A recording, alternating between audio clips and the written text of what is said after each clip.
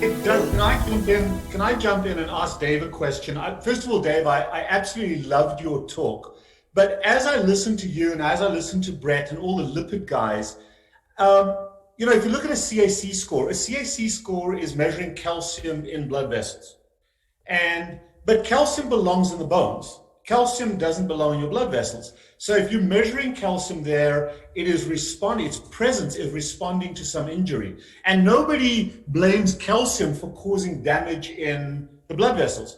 Calcium belongs in the bones. Sometimes we see it in the blood vessels, and we know it's associated with injury that we call atherosclerosis. As you so well said, LDL and the lipids are basically transport vehicles for fat around your body. They're a delivery system for energy and for structural fat. But sometimes we see them in blood vessels, not causing but responding to an injury. And everybody that works in the lipid field is continuously looking to blame lipids for an injury. And yet there is no injury caused by lipids. So nobody looks at a CAC score where you're actually measuring calcium in blood vessels and say, oh, calcium's the bad guy. We're using it assumptively to blame lipids, but lipids are not blameful for a damage that they're not causing. Calcium is factor 2 in the clotting cascade, and LDL is a late responder in the inflammatory cascade, as well as a transport molecule. The true culprit of injury, the thing that makes holes in vessel walls, is two molecules that commonly do it, sugar and nicotine. And as a surgeon, and I'm sure Shawn has seen this as well in his surgical residency, we used to operate on smokers' AAA aneurysms, and you dig your hands into this aortic aneurysm, and it was just like snot that came out. It was just this gelatinous fat. But that wasn't the problem. The problem was nicotine damaging the vessels and the LDL fixing the problem. Don't you think it's time that we stopped playing around and looking at lipids for a causation and really start looking at the true cause of the injury that the lipids are responding to? So when you get your CT angio, I'm going to ask you to do an experiment if you're comfortable doing this. Before you get your CTA, go on an ultra high carbohydrate diet. You've already had one CTA done, which I assume showed no atheromas. You probably look like a hibernating bear, no atheromas. I haven't seen a biopsy of your coronary artery vessels yet, but maybe you'll do that sometime soon. I'm kidding. Don't do that until after you're there. But for 90 days, why don't you pig out on carbohydrates? I'm a carb addiction doc. I can help you to get back off them afterwards. We'll put you in inpatient rehab. But seriously, can you not demonstrate that it's really carbohydrates that's causing the injury, not fat? Because my prediction is your CAC, your coronary artery angio is going to be completely normal. You're going to look like that bear's pathology that you showed. What do you think? Well, first of all, I want to remain as married as I can in the indefinite future. And a lot of these experiments are already kind of pressing my luck sometimes with the misses. I will say, obviously, we don't have a lot to argue about here because there's a term for this, acute phase reactant. An acute phase reactant is basically any protein that rises 25% or more in the bloodstream as part of the inflammatory response. And guess what happens to be an acute phase reactant to many different inflammatory responses? Lipoproteins. In particular, you can have IL-6 activate, ultimately get the liver to then upregulate the VLDL production. And that's you end up with an immune response that is specifically and directly correlative with a rise in LDL. Now, this isn't in all cases, but do I think that we need to at least disentangle how much of the immune response is what is resulting in higher LDL, particularly when in a pattern of atherogenic dyslipidemia where we see low HDL and high triglycerides? I definitely think we do. We need to find out how much of that is downstream before we can make claims on the lipid hypothesis. Now, with regard to what you were talking about, of course, if CT angiograms, carried very little risk, then like if it was just as simple as me, getting my ketones or something like that, then sure, I would have probably done several dozen CT angiograms by this point in time. But yeah, I talked this out with the missus. I explained the millisievert exposure, and even though it's much lower dose than it used to be, it is my intent to try to get, I was going to get one this year were it not for COVID, which would have been 3 years since my last one. And I was going to be very interested to have that comparison. But again, got to negotiate with the family as well. I can't get too much exposure. And experiments like this, carrying that much risk, I've got to be careful. Yeah, and that's just looking at the source of the injury, because here's my concern with what's going to happen in healthcare. And I just taped something on this yesterday, is that I think more and more, without acknowledging it, the cardiologists are recognizing that LDL and statins aren't doing what they want them to see. Their patients are still dying of cardiovascular disease, whether they're on or off a statin. And now they're starting to shift focus on triglycerides, because we've got the SEPA or EPA, and we've got niacin, and we've got the phenofibrates to treat triglycerides. The problem is triglycerides are not the problem. They're a marker of the problem. Triglycerides are the consequence of chronic excessive carbohydrate consumption. When the body protects itself from excessive intracellular carbohydrates, especially in the liver, it produces triglycerides. It turns that sugar into triglycerides that are palmitic acid, a short 16 carbon saturated fat that very readily gets made into a triglyceride that is soluble in the bloodstream that we measure as triglycerides. So if you're going to treat triglycerides, and the drug companies are going to come, here's my prediction, they're going to come hot and heavy after us because they got these new drugs like statins and tell us that if you lower triglyceride numbers, you're going to rescue patients. You're not. All you're doing is camouflaging the red flag that's saying there's a hole in your blood vessels. You're not fixing the hole in your blood vessels caused by nicotine and carbohydrates. And my concern is, I call, it may be a bad title, but I believe there's going to be another genocide of misinformation. A group of people that are going to die of ongoing cardiovascular disease because they're told this pill that lowers your triglycerides is going to save your life. But it's carbohydrates that are the problem, at least in the modern era. I don't know what any of you else think about that, but we really need to put that message out that sugar is the issue, not triglycerides. And triglycerides are the consequence of the body trying to protect itself against excessive sugar consumption. And we see that every day in our office when I measure probably about 10 or 20 new patients' triglyceride values every single day. And I've got over 30,000 reports that we've looked at. It's a constant pattern. I just want to add just one thing to what you said, which is that I definitely I would bet you lots of money that you're wrong, that there's going to be this sudden shift away from LDL and toward triglycerides. I think it's going to remain hotly focused on LDL for quite a while moving forward. But yes, to your larger point, I actually think triglycerides and HDL are more, this is what I like to call the lipid profile centric thinking versus lipoprotein centric thinking. Lipoprotein centric thinking is which lipoprotein is the cause of the problem, which is the troublemaker. And I genuinely don't think that way. I think actually what's happening is we keep looking at it in reverse. And actually it's what results in the lipid profile, the disease that results in lipid profile that likewise results in the cardiovascular disease risk. And I wish that, it's surprising. It's a very difficult debate to progress. But anyway, that's just my 2 thoughts on that. Okay, that was a way to get off. I think I'd like to throw in a little bit of commentary on that one, if I may.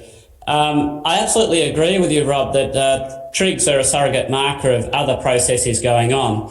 And having low trigs almost invariably is associated, usually with a high HDL of a good metabolic state. But I think the bigger picture, if we're focusing only on carbs, we're missing out on nuance. So the problem is what we call glyco-oxidation stress, and LDL can be problematic if it's either glycated or oxidized or both. And we've got very clear evidence of that. That's the type of LDL that's taken up by the macrophages, by their scavenger receptors, and actually directly contributes to the atherosclerotic processes. And it's not just carbohydrates that contribute to this stress, but also oxidized seed oils. And it's not all carbohydrates that contribute to this equally. We know that fructose, which constitutes 50% of sugar, is far more potent at doing this than is glucose. So I think in terms of the accuracy of the messaging, it really ought to be about, number one, sugar, number two, seed oils, and you can debate about the order of their causative effect in that. And I personally am now swinging in favour of seed oils being more problematic. And I think then straight carbohydrates in terms of glucose polysaccharides comes third. And that's really more deleterious for those people who already have a deranged metabolism, those people who are insulin resistant. And just a quick commentary, a CT angiogram is very different from a coronary artery calcium score, just for listeners. So the angiogram I don't consider minimally invasive. You actually need to inject dye for that. That's a very different beast to just doing a CT scan of the heart, which is, as Dave and Rob pointed out absolutely correctly, is very low radiation. And nicotine, from my understanding, is not the causative factor for smoking. I believe smoking directly causes oxidative stress. And this, by the way, is why smoking is linked to fatty liver disease, because fatty liver disease, which we know is inherent in all of these pathways, is caused by oxidation stress. So you smoke, you develop a fatty liver, all part of the same pathways. I appreciate that. I think the place where we see nicotine, and we're looking at between 40 and 50% of our high school kids are vaping in this country right now. And it's become an epidemic almost as bad as obesity.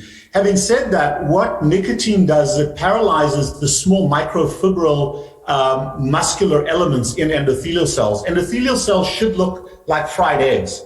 And when you paralyze those microfibrils within the cell that is done by nicotine, the cells round up. And glucose does exactly the same thing, which enters the cell in a non-insulin driven pathway, and the cells swell up. And when endothelial cells, which are the cells that line blood vessels, swell up, they leave gaps in the basement membrane or the sinusoidal system in the liver. And it's those gaps that then become procoagulant. And that's where your fibrin clots happen. My PhD was actually proving that injury based on giving sugar to animals and livers that were isolated on a chain. So we actually demonstrated that injury directly caused by sugar, and nicotine did exactly the same injury. As your endothelial cells get injured, it leaves little gaps, and whether those endothelial cells are in the blood vessels themselves or the blood vessels of the blood vessels, like we see in arteries, the same injury happens, and it's an activation of the clotting cascade that happens. First, the fibrin clot. My PhD was on platelet activation. Then white cells come in, your macrophages come in, and they are trapped as the last resort.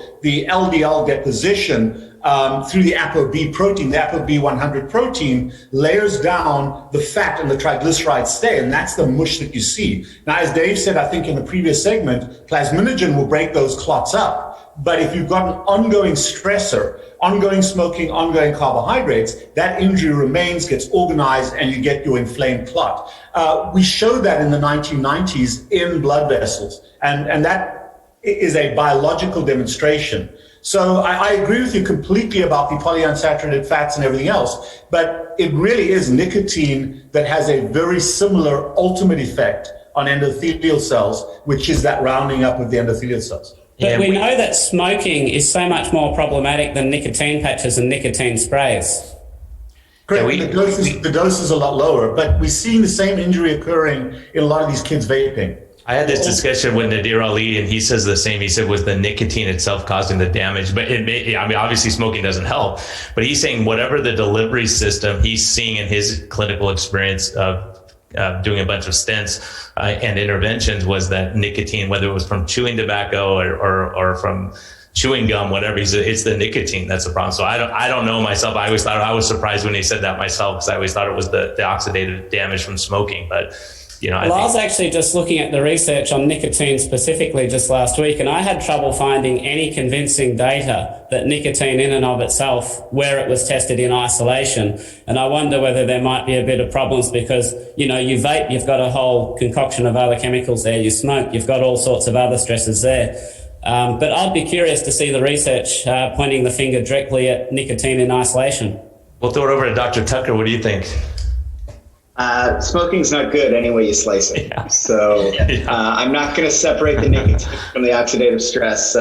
They both don't work for me. But I think some of the phrasing, to go back to the earlier question, whether LDL will be, marginalized for a different target, no way. There's too much investment in the LDL hypothesis.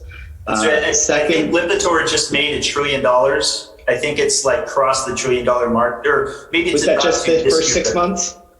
In just the first 6 months this year. But And the TG-HDL ratios, absolutely valuable. We tell our patients it's not about the LDL. That's controversial. Let's not even go there right now because it'll confuse you as the patient if you're just getting into this game, and explain that TG and HDL is a marker for metabolic dysfunction. And that, all of the consequences that we all talk about, end organ damage and real diseases, you can measure or predict pretty well from a TG-HDL ratio. And then the other piece is whether, who's the real villain? I go back to insulin. We don't tell patients that we want them to have, a low glucose. We don't tell them that we want them to be necessarily low carb, keto, XYZ, or any other. We want to promote a low insulin lifestyle. And probably one of the most fascinating aspects of COVID, living in Singapore, where, we have patients flying in from all around the world, living in Singapore where all of the middle class and upper middle class clientele that I take care of are constantly flying out of Singapore. Well, everyone's grounded. And without any dietary intervention, I've seen a significant reversal of disease that's occurred just because the jet lag has been obliviated in, probably 70% of the people I care for. So, you could be talking about sleep just as well as you could be talking about, sugar products. What do you think, Shawn? Well, I think Robert's general point is, as we get more and more sophisticated and we get more and more biomarkers, particularly as Dave has shown, these sort of biomarkers that can be very transient, that we chase after with targets with newer drugs, and there's some generally weak associational data, and we use that. I think we just always continually miss the point, whether we're measuring glucose or insulin or LDL or triglycerides. I mean, it generally comes down to, let's look at at the very least, we can look at the body as a holistic organism, or at least let's look at the organs themselves. And I think that's how we should focus. I mean, things as easy as waist to height measurements, how much liver fat do you have? Most people would argue is a good metric, although some people say if it's not inflamed visceral fat, then it's not as important. So I think that's a general sense. The thing is that, we've got all these wonderful tools and we can measure all these new markers. And is it oxidized LDL? Maybe that's got to do with it. Is it glycated LDL? Probably. But again, if we only chase those targets, and it's almost inevitably, it's going to be a drug-based treatment. And we know from the core trial, and how many other trials have we seen out there where, even if we improve biomarkers, the actual outcomes are pretty unimpressive. So I think just in general terms, but no specific comments on that. Yeah, I tend to agree. We're not going to stop talking about LDL anytime soon. If triglycerides turn out that they can make a lot more money with that, we might see a shift towards there a little bit. But I think we're getting closer and closer. I mean, I think when we can see people coming off meds and feeling better, that's ultimately what we all want to see. What's fascinating about that, though, is this most recent trial. In fact, I think just this weekend was published Evaporate, which is kind of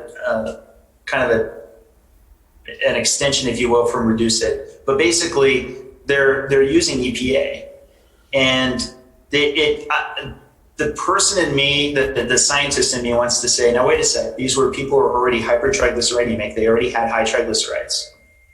They're getting something that's not exactly foreign in nature. This is EPA, often with the counterpart with DHA, as far as EPA is very relevant for skeletal and cardiac tissue. And I can't help but think, is it just possible that perhaps these people who are hypertriglyceridemic were already deficient, nutrient deficient, and that in effect we're now actually bringing in the nutrient of interest? And so that they're really just getting closer to what actually would have been at least some version of a more ancestral diet. And so, yeah, to Shawn's point, I mean, this is why, I've gotten now more to the point where I emphasize, as much as I love blood markers, and I've got the bona fides, I have 129 blood tests since November 2015. I really like physical measurements. So you can take all kinds of drugs to make your blood markers look amazing. But if you've got a fatty liver, if you've got development of ectopic fat, and you've got, a CAC that's progressing 20% per year, sorry, you're in trouble. Now flip it around. Let's say you have blood markers where a lot of things are out of range. but you're feeling the best you ever have in your life. You're, running miles and miles. Your exercise regime is better than it's ever been. You have this whole new lease, and you're getting these measurements. You're getting things like a CT angiogram. You're getting these things like, ultrasounds on your liver. You can tell that you're doing great. At what point do you say, well, I'm just going to believe the existing marker ranges for what I know was already pulled from, say, a population with a standard American diet? I like physical measurements for that very purpose, because that actually gives me a stronger sense of where the data is really going that matters. Yeah, me too. Yeah, I guess the problem is how dynamic are those physical markers? I know visceral fat, as Robert can tell you, can change in a matter of days.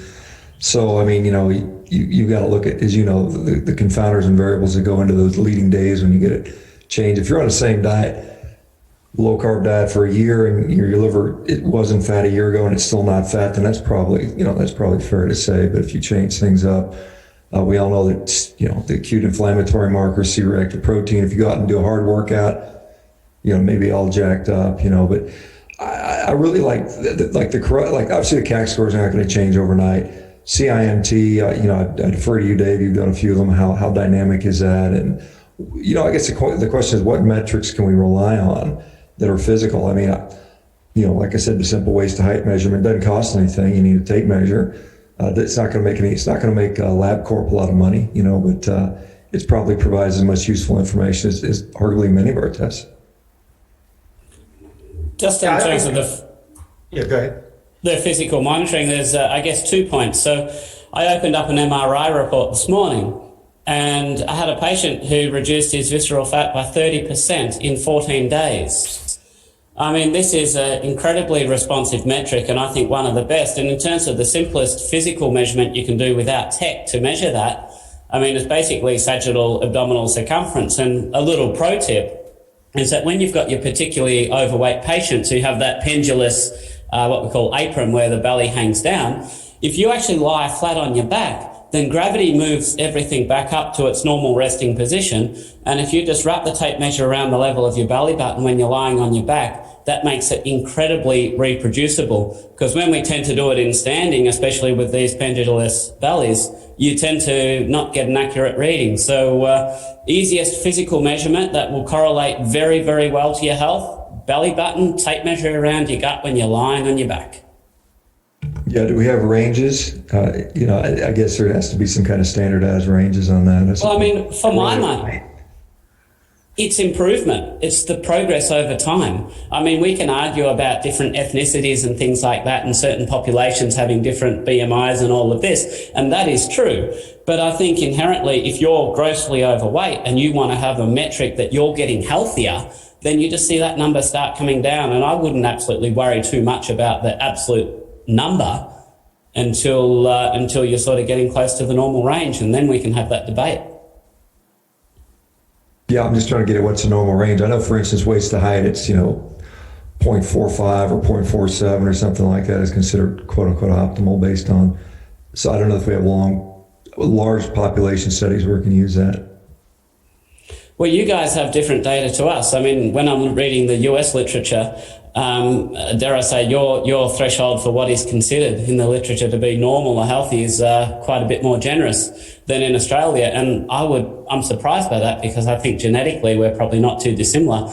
I mean, I understand why for certain Asian populations you have a lower threshold, but I don't know why you guys get a lower bar than the rest of the world. We said it ourselves. That's how we got there. So. Yeah, Dave, before I just want to make one comment, because I think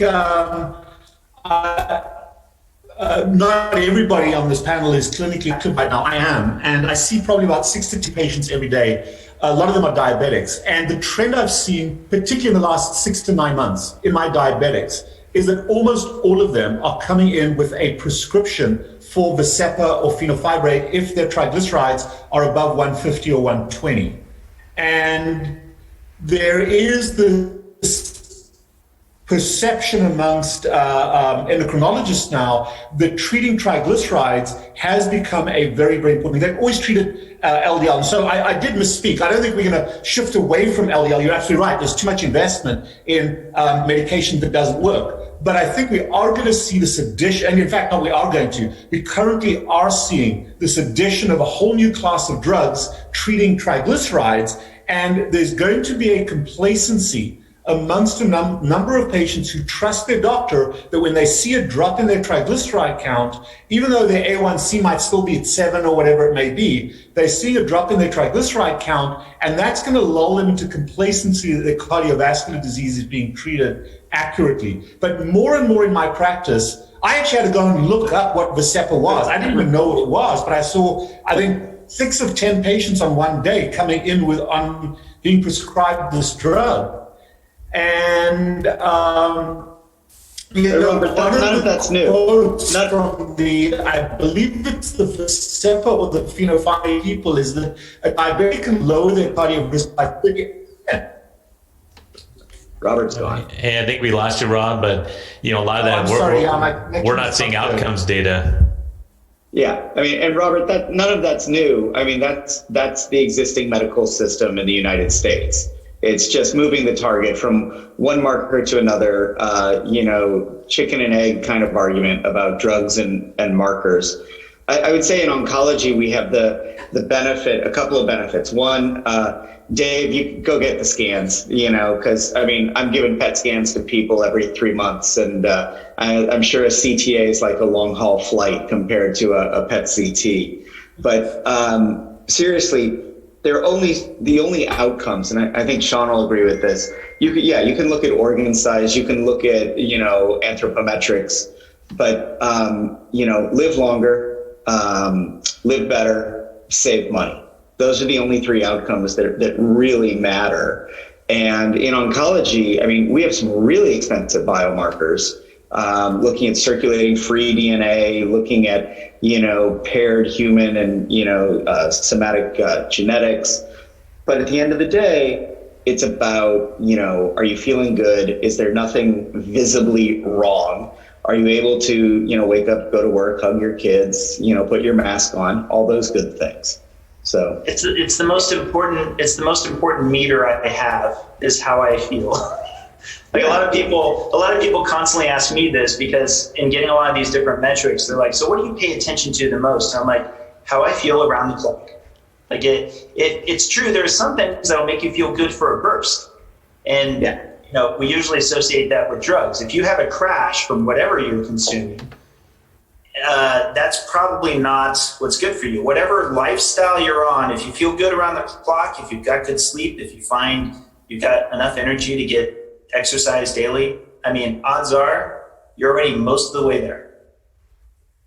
Shawn will appreciate this. We see a lot of vegetarians and vegans in Asia, and I have been prescribing the occasional carnivore diet to patients, and people are always getting excited about being told that whether they should do keto or eat animal products. They immediately think they have to eat beef, and I'm like, I didn't say eat beef. I said eat protein.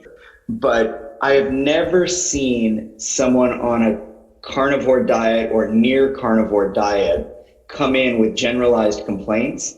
But I definitely see vegetarians and vegans come in and say they just generally feel unwell. To Dave's point, it's just, how are they doing? And they usually slipped into vegetarianism because they felt unwell and they thought it would make them feel better. But we really just have to detox a lot of people off their so-called healthy lifestyles.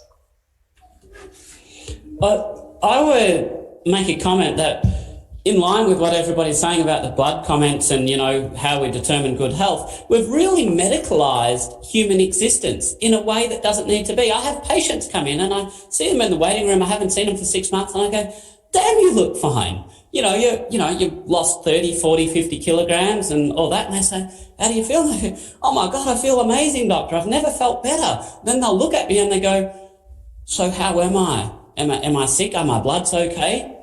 And it's like we've just established these crazy 2 proof points. They look amazing, they feel amazing, and yet they're going to put down the whole decision on whether they're healthy or not based on what their bloody cholesterol or something like that is doing. I mean, it's just absolutely ludicrous.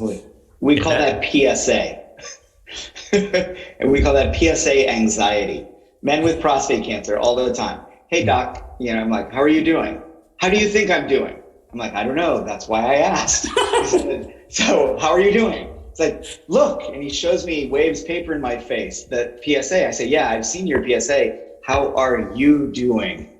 And it's really hard you have to have the empathy to understand that their whole life is based on a number. They've been told by this system that their health equates to that number. And you're right, you have to disassociate your values, your laboratory values, from who you are every day.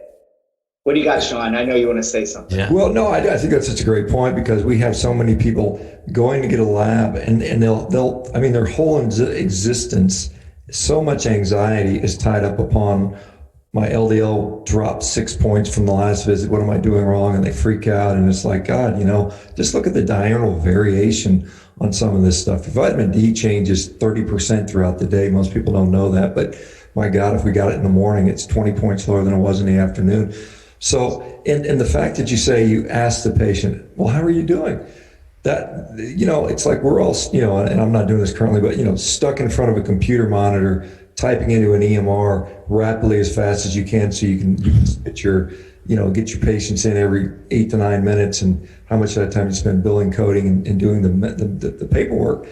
It's just tragic. And, just sitting down and saying, how do you feel? How's life going? How's everything working? That probably gives you more information than you think about it. How much technology do we have today? How many tests that we can do? How much imaging? How much labs can we do relative to what we could do 100 years ago? And I don't know that we've made better improvements in population health. I mean, honestly, even with all the, U.S., what do we spend? $3.5 trillion a year on healthcare, and we have nothing to show for it effectively. It's kind of amazing. Can I add to that there's one statement that still lingers with me to my late grandfather on my dad's side. He said something that sticks to me to this day. He said, in my time, my doctor was trying to get me off of drugs. He was trying to get me fixed and healed and then off of it as soon as possible. And he says, these doctors these days, they're always trying to get me onto drugs. They're always trying to talk about what drug can fix this and change that and so on and so forth. And I remember for a while, he would turn them all down, just full stop. And there was this point at which he had a pill box, and this was, I want to say, maybe 3-4 years before he passed, and it's packed full of different drugs. And I remembered him talking to me about that before, and it was like, oh, and this is before I was into keto or any of this stuff. Said, oh, so I guess you changed your mind. He goes, no, I just got tired of fighting them. And that was it. Like that still sticks to me to this day, because at no other time in all of human existence has there been such an acquiescence of understanding that as you get older, you will have drugs that you'll be taking for the rest of your existence. Like that's never been a thing until like the last few decades, really. Yeah, Dave, it's interesting when we look in healthcare. The first thing is that doctors are more and more becoming treaters of observations. We observe a number, your triglycerides are high, take this drug. We're not looking at root cause analysis and treating root cause to eradicate the disease process. Oh, you're hypertensive, here's a drug. Not why are you hypertensive, first thing. And I think this is where I wanted to go with Shawn. I reviewed the 835 pages of the US dietary guideline committees, and more in America, and I think elsewhere in the world, we've become doctors that are being coerced to practice according to best practice guidelines and standards of care. So, and if the assumption is erroneous, we're kind of screwed, because if we're different, and I practice differently, I practice keto medicine, which is the antithesis of the US dietary guidelines. And in those guidelines, I think Steve was talking about the folks in the East being very vegetarian. They're very, very pro-fish. They love fish. But for the rest, they actually state that the best human diet is a lacto-ovo-vegetarian diet, very heavy on the vegetarian side, and they demonize saturated fat as much as they probably demonize saturated fat more than they demonize sugar, and they of course demonize salt and red meat. And we know from Tim Notes' talk and a few others, and obviously Shawn, that red meat doesn't have the demonization in the literature that it should. How do you feel, Shawn, about people that are more on the pescatarian side? I know you're very, obviously, personally very heavily into the red meat. What do you think about other animal products that may be not red meat associated? And what is your advice to groups of people that want to try the carnivore diet that are still a little afraid of red meat? I think that's a great question. I get this question all the time. I've rarely seen, if we're going to say someone's going to go on an all animal product diet, I've rarely seen someone successful on, say, an all fish diet. I just don't know that it's doable. I've seen a few people try it. I've seen people try to do an all egg diet or an all chicken diet. I've not seen anybody last much longer than 30 days. So I do think, at the very least, a variety, and it may be the fat content, making, because, when you're cutting out carbohydrates, obviously energy's got to come from somewhere. Fish tends to be generally quite a bit leaner. I think there is some minimal threshold. I just interviewed Mickey Bendor, and from an anthropologic standpoint, it seems like, we had a heavy dependence upon terrestrial mammals, particularly the mega herbivores, which, have quite a bit of fat. The sort of thought that we needed fish to evolve or seafood is, I think that's less and less being considered a valid argument. I mean, there's no doubt that we obviously consumed it at some time. I think that, certainly I don't think everyone needs to be on a carnivore diet. I've never said that. I'm just interested in what it seems to be helpful with. I think it's a very good diet for elimination, autoimmune diseases, gut diseases, and oh, by the way, it does a pretty good job at, the metabolic diseases as well. So I think there's nothing wrong with that. I mean, there's some people out there saying that, gosh, you shouldn't eat pork because, pork has a higher percentage of polyunsaturated fatty acids. And I'm like, pork is the number one eaten animal in the world. I mean, pig meat is the biggest thing by far. And it's because there's 4.5 billion people in Asia and they like pigs.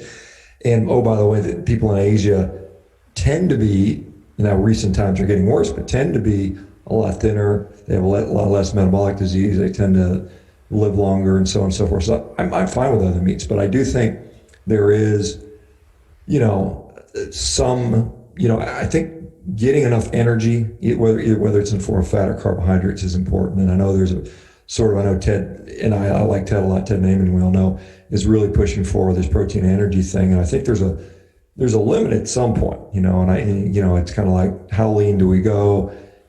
Fish is, unless you're getting just straight up fatty fish all the time, it can be hard to get, I think, your fat requirements, quite honestly. Yeah, and I think along those lines, we in medicine, we treat numbers now. We don't treat the patient anymore. We're looking at numbers. LDL over 130 stent. If you're diabetic, less than 100. And I think we get to those points. My experiment, as you said, 1 month I did pescatarian. Shawn, don't get upset. But I just said, let me see, my LDL's going up. Let me look at this. My triglycerides, HDL, everything. If I trust Dave with my life, and I think I do at this point, I had to look at that. I go, let me do it for a month. No bacon, no lard, none of that stuff. No butter. And my LDL went up 40 points in a month, right? And Siobhan's doing the same thing with a high fat diet. Her LDL drops like crazy. I was like, maybe this is this darn energy model. There's something to it. And I think, again, looking at numbers, Shawn, and when you started talking about carnivore, a lot of people thought you were nuts.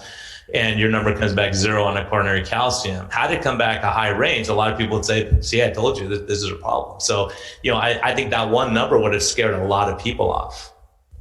Well, I mean, I kind of knew what my cardiac function was. Paul can tell you, you don't break world records as an athlete with a crappy heart. I mean, it just doesn't happen. So, I mean, I wasn't too worried going into that. But yeah, I mean, it was nice to see that. I do, but I will say this without any doubt, there are people that can get fat and sick over consuming meat. I mean, it does happen. The nice thing is satiety generally corrects for that. So, but if you sit there and eat and think it's the same thing we see on keto, and we see people on keto diets where they're making all the fat bombs and they go crazy with the stevia and the heavy cream. And, they're like, oh my God, I didn't lose weight and actually gained 10 pounds. Well, you're over consuming energy. And I will align with Ted on that, on the energy thing, that you can do it. Again, satiety makes a role. I mean, calories, while they're not the only thing, they are a currency. But again, satiety, what's preventing you from overeating is incredibly important, whether it's carbs or fat. So I think those things are both relative. And then I think, protein obviously has some well-known and uncontroversial metabolic, thermic advantages, if you will, whereas we're still fighting about the carbs and the fat. I mean, if you talk to David Ludwig, he would say, yeah, man, carbs cost you more metabolically, as far as what you can do. And I'm seeing some interesting things.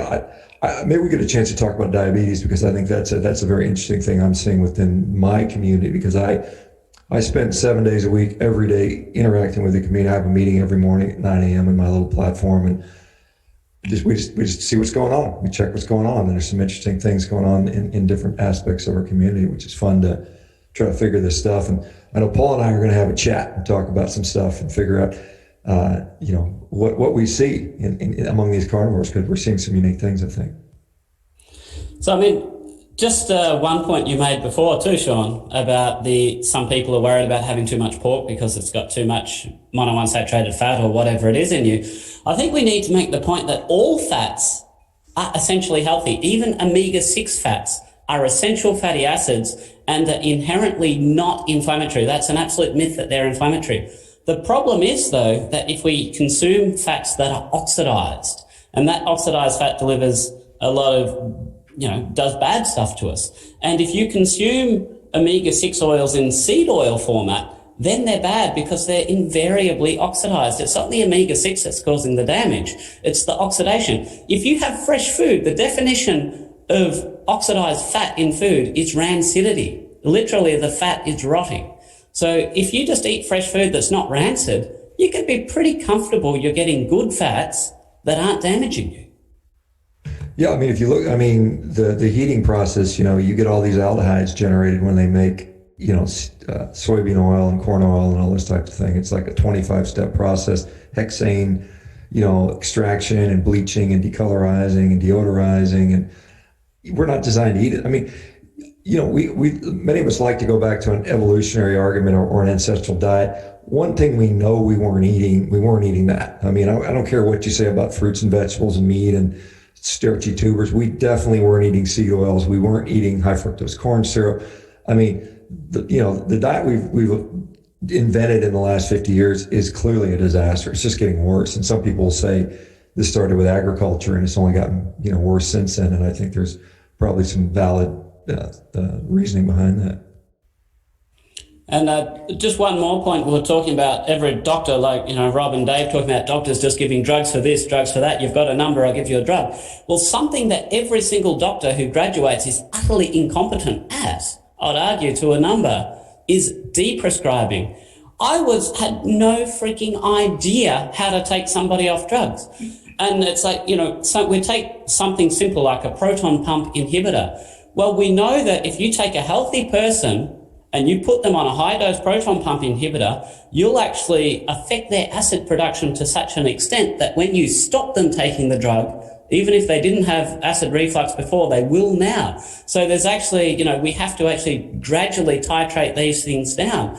And doctors don't get taught how to stop people on drugs. And this is something I've had to essentially teach myself, because as all of you guys know, you put somebody on a healthy diet, they're no longer sick. There's so many, chronic ailments that will just get better. And then I'm having to say, well, if I don't stop the blood pressure medication soon enough, are they going to faint? There's so many consequences.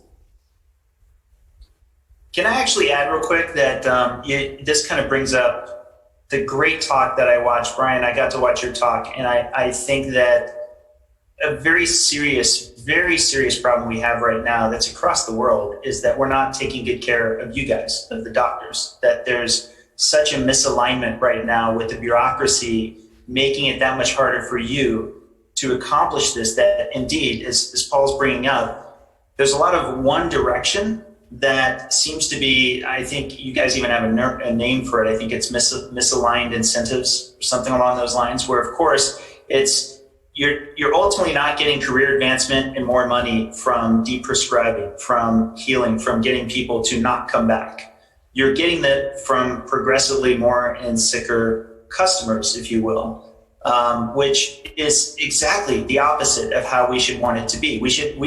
I would love it if there were just gigantic bonuses for, every doctor who could manage to reverse type 2 diabetes, or, get patients off of drugs that they've thought that they had to have for the rest of their life, and you found and innovated your way into new solutions that can help you get there.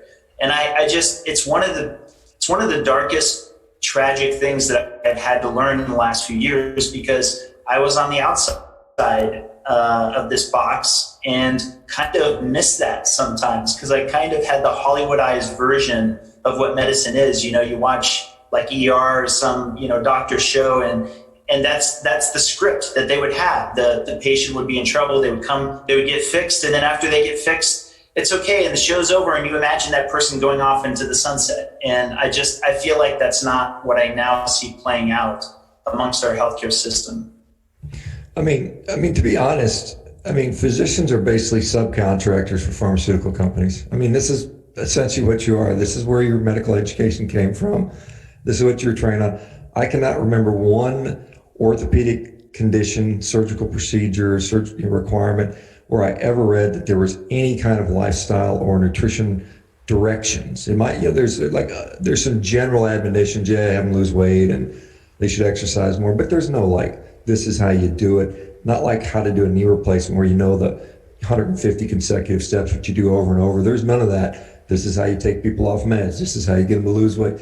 That's not part of the training. So, we are basically, unwitting employees of pharmaceutical companies. Now, they pay you well, and, they make sure you're compensated. Well, Robert's shaking his head no, but, they pay you enough that you'll continue to do that. How's that? Well, the problem is it's not the frontline doctor who are getting the money. It's the ones who are advising us. It's the ones who are saying, oh, I'm going to do a drug rep dinner. You can have a free steak, and we're going to teach you about this drug.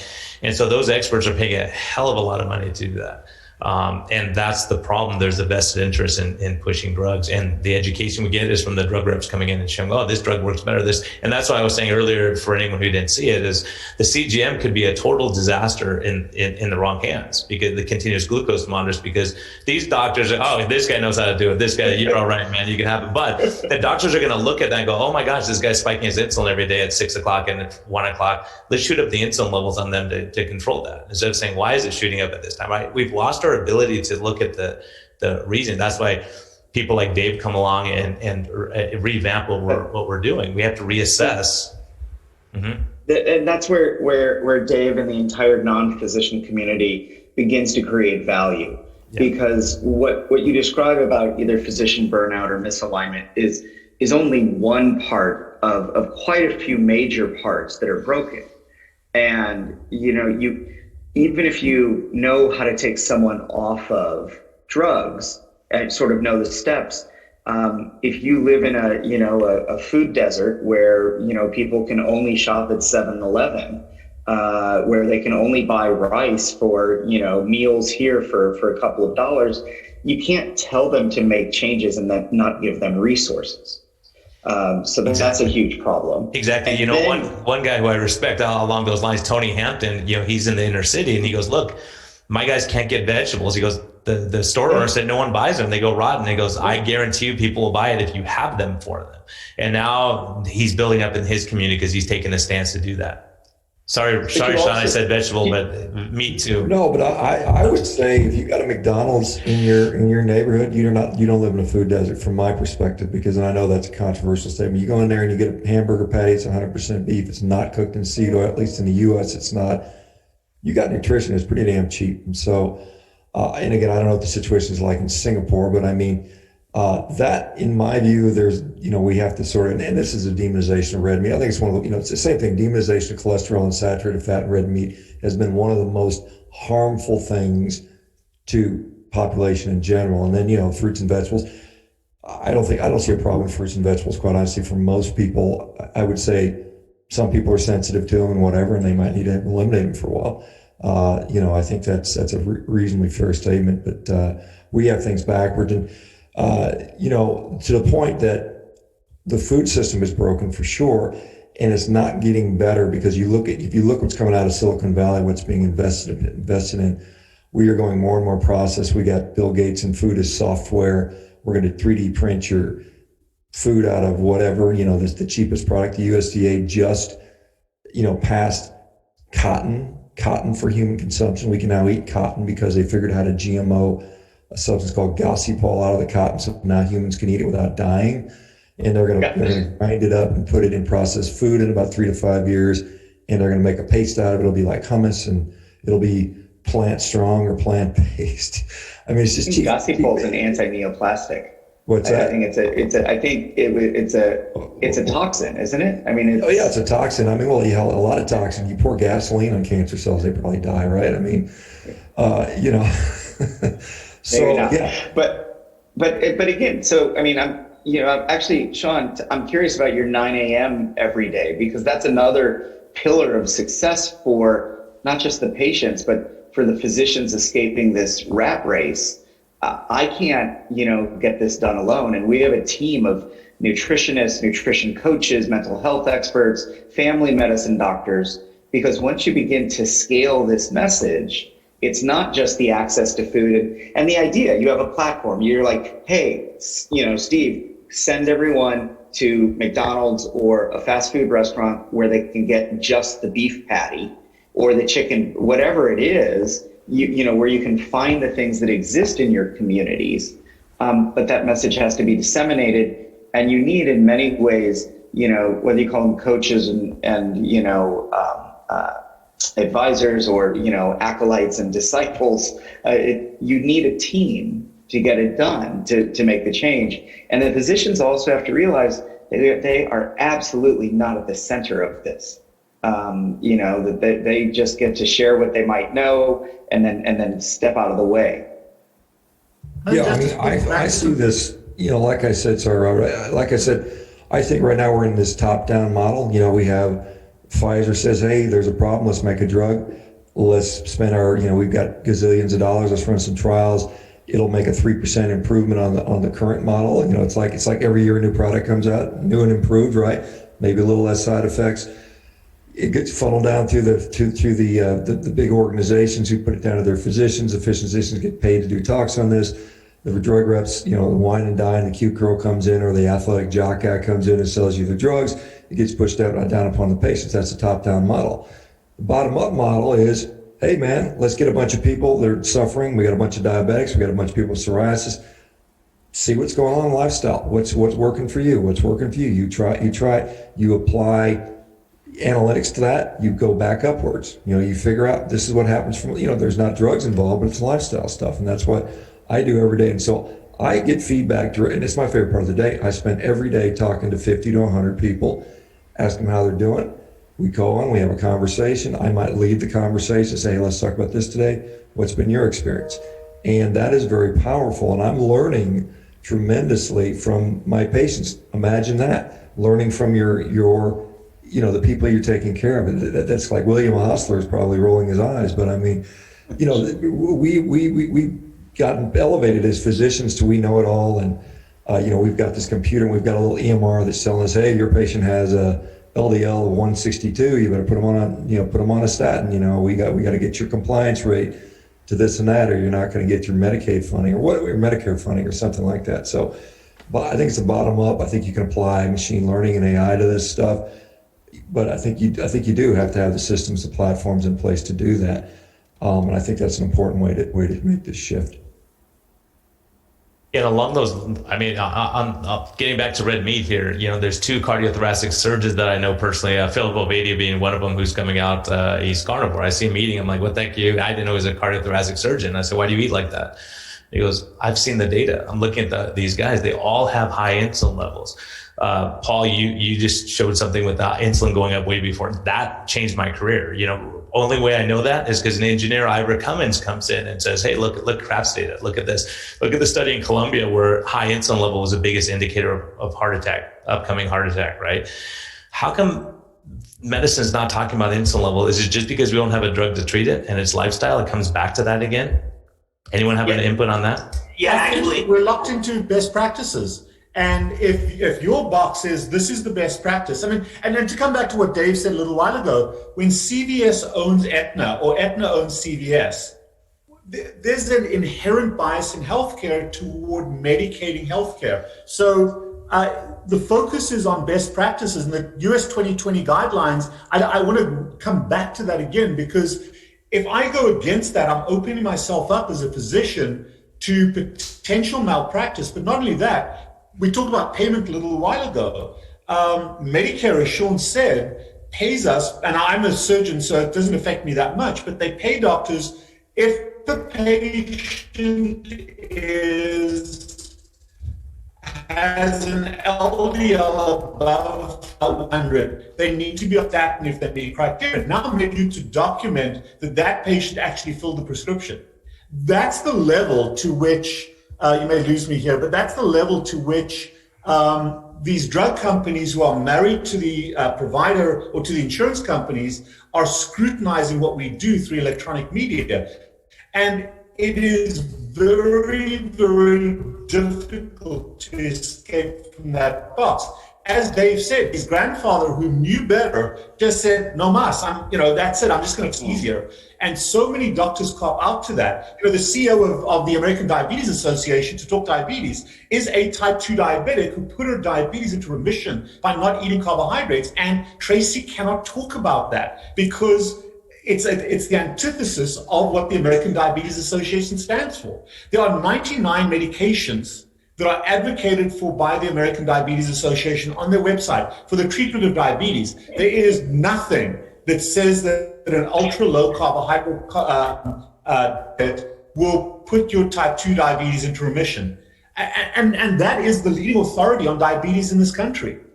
The problem is that. Isn't there some joke in there like, I got 99 drugs, and I don't know what the follow-up is? Yeah, that's right. You got to find a disease. One of them or something. You got to find the disease or something like that. 99, that's the problem. 99 drugs, but a solution ain't one. Yeah, and that's the problem is when you look at the funny, the ADA, the problem she's in is she sees the truth, but what do? Your sponsors are Coke, Pepsi, Pharma, and they're like, take this and shoot this and you'll be okay. And that's where the doctors are saying, that's where the registered dietitians, that's why we're at war. It shouldn't be like this, but look, this is the good news. The good news is all of us who are in this panel right now, all of us who are in this conference, we didn't get here because there was some landmark study that our doctors told us about. We didn't get here because it was a bunch of journalists who were doing gumshoe work, who were like releasing a lot of papers and magazines, and that turned the tide. No, it's a lot of the truest of grassroots you can think of. I didn't know about the low carb diet until I got an A1C of 6.1. I won't even say what my doctor and the nurse had said, but what I did was I went online and found the diabetes form. And on the diabetes form, that's when I first heard of this LCHF. And at that point, I did further investigating, and I was like, gosh, how can there be so many people who are reporting back such positive results? And I've not heard of this at all from anybody in the medical profession. And so what you have is this just giant, constantly, progressing amount of data that's unignorable. You can't do it. That's what we're counting on with lean mass hyperresponders. You've got people with sky high LDL, and given conventional medicine at this dose-dependent response rate, we should be seeing a lot of events right now. And I want to be a good scientist, and I want to say, look, I don't know for sure that that's not ultimately going to manifest, and maybe it's just at a slower rate. But regardless, whether they mean to or not, they're accumulating a lot of data. And as somebody who's been pounding the drums, originally trying to get a privately funded study, I eventually gave up. I said, I'm just going to go to the community, and I'm going to see if I can just raise the money directly, which, by the way, now Shawn's doing with the carnivore diet, right? Because, Shawn, were you going to suddenly get a whole bunch of funders from pharma that were going to come forward on the carnivore diet? Of course not. So look, this is the one positive message, which sorry if I'm a little bit on my soapbox, but I do get caught up a little bit in the cynicism that I see with the medical community. And I do at the same time, as a technologist, appreciate that at least we have this level of information sharing that's available to us through technology to allow for something like this. So in that respect, that's what I think it's going to take for us to basically accumulate this data, past a lot of these powers that be, as long as it's good data, as long as it can be compelling in and of itself. Well, Dave, if I can, I love the data that you provide, but the problem is N equals 1. And this is why I want to bring Doug into this. I think it's an opportune time to talk about this, because the problem with our community is that we don't have a unified voice. And we've recognized that. You've got various people talking about their stuff, putting stuff out there, but we're not unified. We're pissing on each other's shoes a lot. There's a lot of infighting about what the best diet is. And what Doug has done is taken that and said, let's create a forum where everybody that buys into the basic tenet of a low carbohydrate diet, doesn't matter which way you lean, if you're diabetic, if it's obesity, if it's cancer, let's get everybody together so we can have a unified voice. At the Forum for Public Representation to talk to the dietary committee, they held a hearing in Houston. Doug was at that meeting. They listened to everybody come in.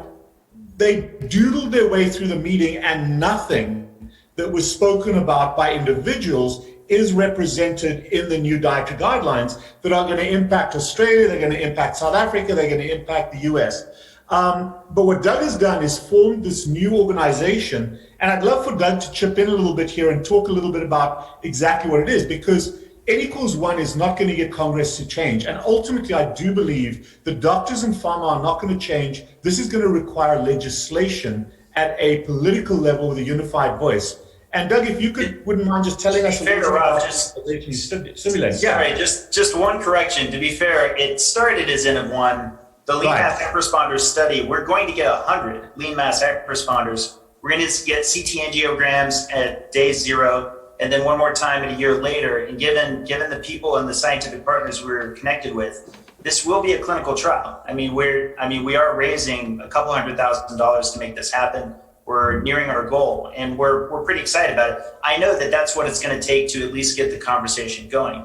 But that's not any way to track. Your charitable organization is really good. You formed a charitable organization, is that right? Yes, correct. The Citizen Science Foundation. Yeah. So, but if we can amalgamate that together, I've got a charitable organization, a number of people do. Various people are doing studies, but we need a collective place. Paul was saying, where does he publish this stuff?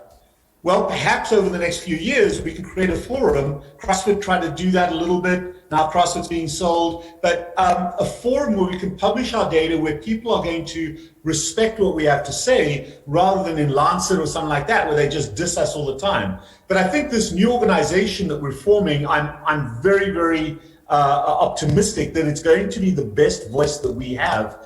And ultimately, like all organizations, whether it's HIV, whether it's BLM, we need the mass of people that overwhelms people to change their minds. As individuals or even individual studies are not going to do that. We need that massive data, but ultimately we need a voice. And I think that this organization is going to provide us that voice if people stand together and put some of their minor differences aside and stand together collectively for all the things we've talked about tonight. Robert, I don't disagree. I think, you have to figure out what we're trying to accomplish, what's in the way. I don't think you're going to change the whole healthcare system. I think, I think it is wedded. It is, inextricably married to the pharmaceutical companies in a way that I don't think will ever be distanced. I think you have to go outside that. You have to create a different market, quite honestly. I think, the market share, I think the people will dictate where the money goes. People that are sick of going to the doctor and getting their meds shifted around are going to eventually do that. So I think people that can't afford those meds. Yeah, you're absolutely right, Shawn. Sure, absolutely. So I think you have to partner. I'm sure Stephen's doing that in Singapore with businesses that have financial incentives to have healthy employees. And I think that's where we have to attack. That's where we're going to have the most traction, because, as you pointed out, if Aetna is married to CVS, and some of these companies, their only goal is to keep their patients compliant on their meds so they have slightly better outcomes. We're talking about get them off the meds completely. This is a huge savings for an employer. Whether they want to do that or not is a different story. Do they think you're nuts? Are you going to kill the patients by putting them on a low carb or keto diet?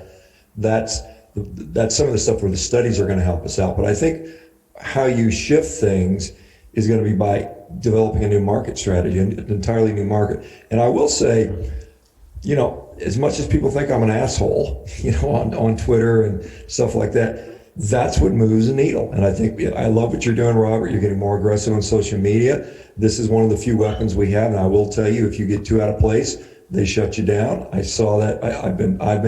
I've seen my stuff censored, moderated. And I was very tame about the coronavirus stuff. I was just saying, hey, let's quarantine sick people.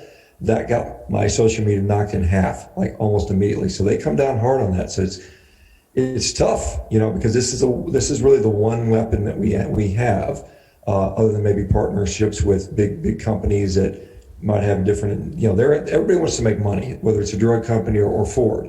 And if Ford can make more money selling cars with healthy patients, that's going to be their motivation. But I'll tell you what, Pfizer and Merck and those guys, they don't want healthy patients. They don't want people dead. They just want people to live long enough so they can, you know, they'll suck all the money out of you in your last year of life and drain your family's resources.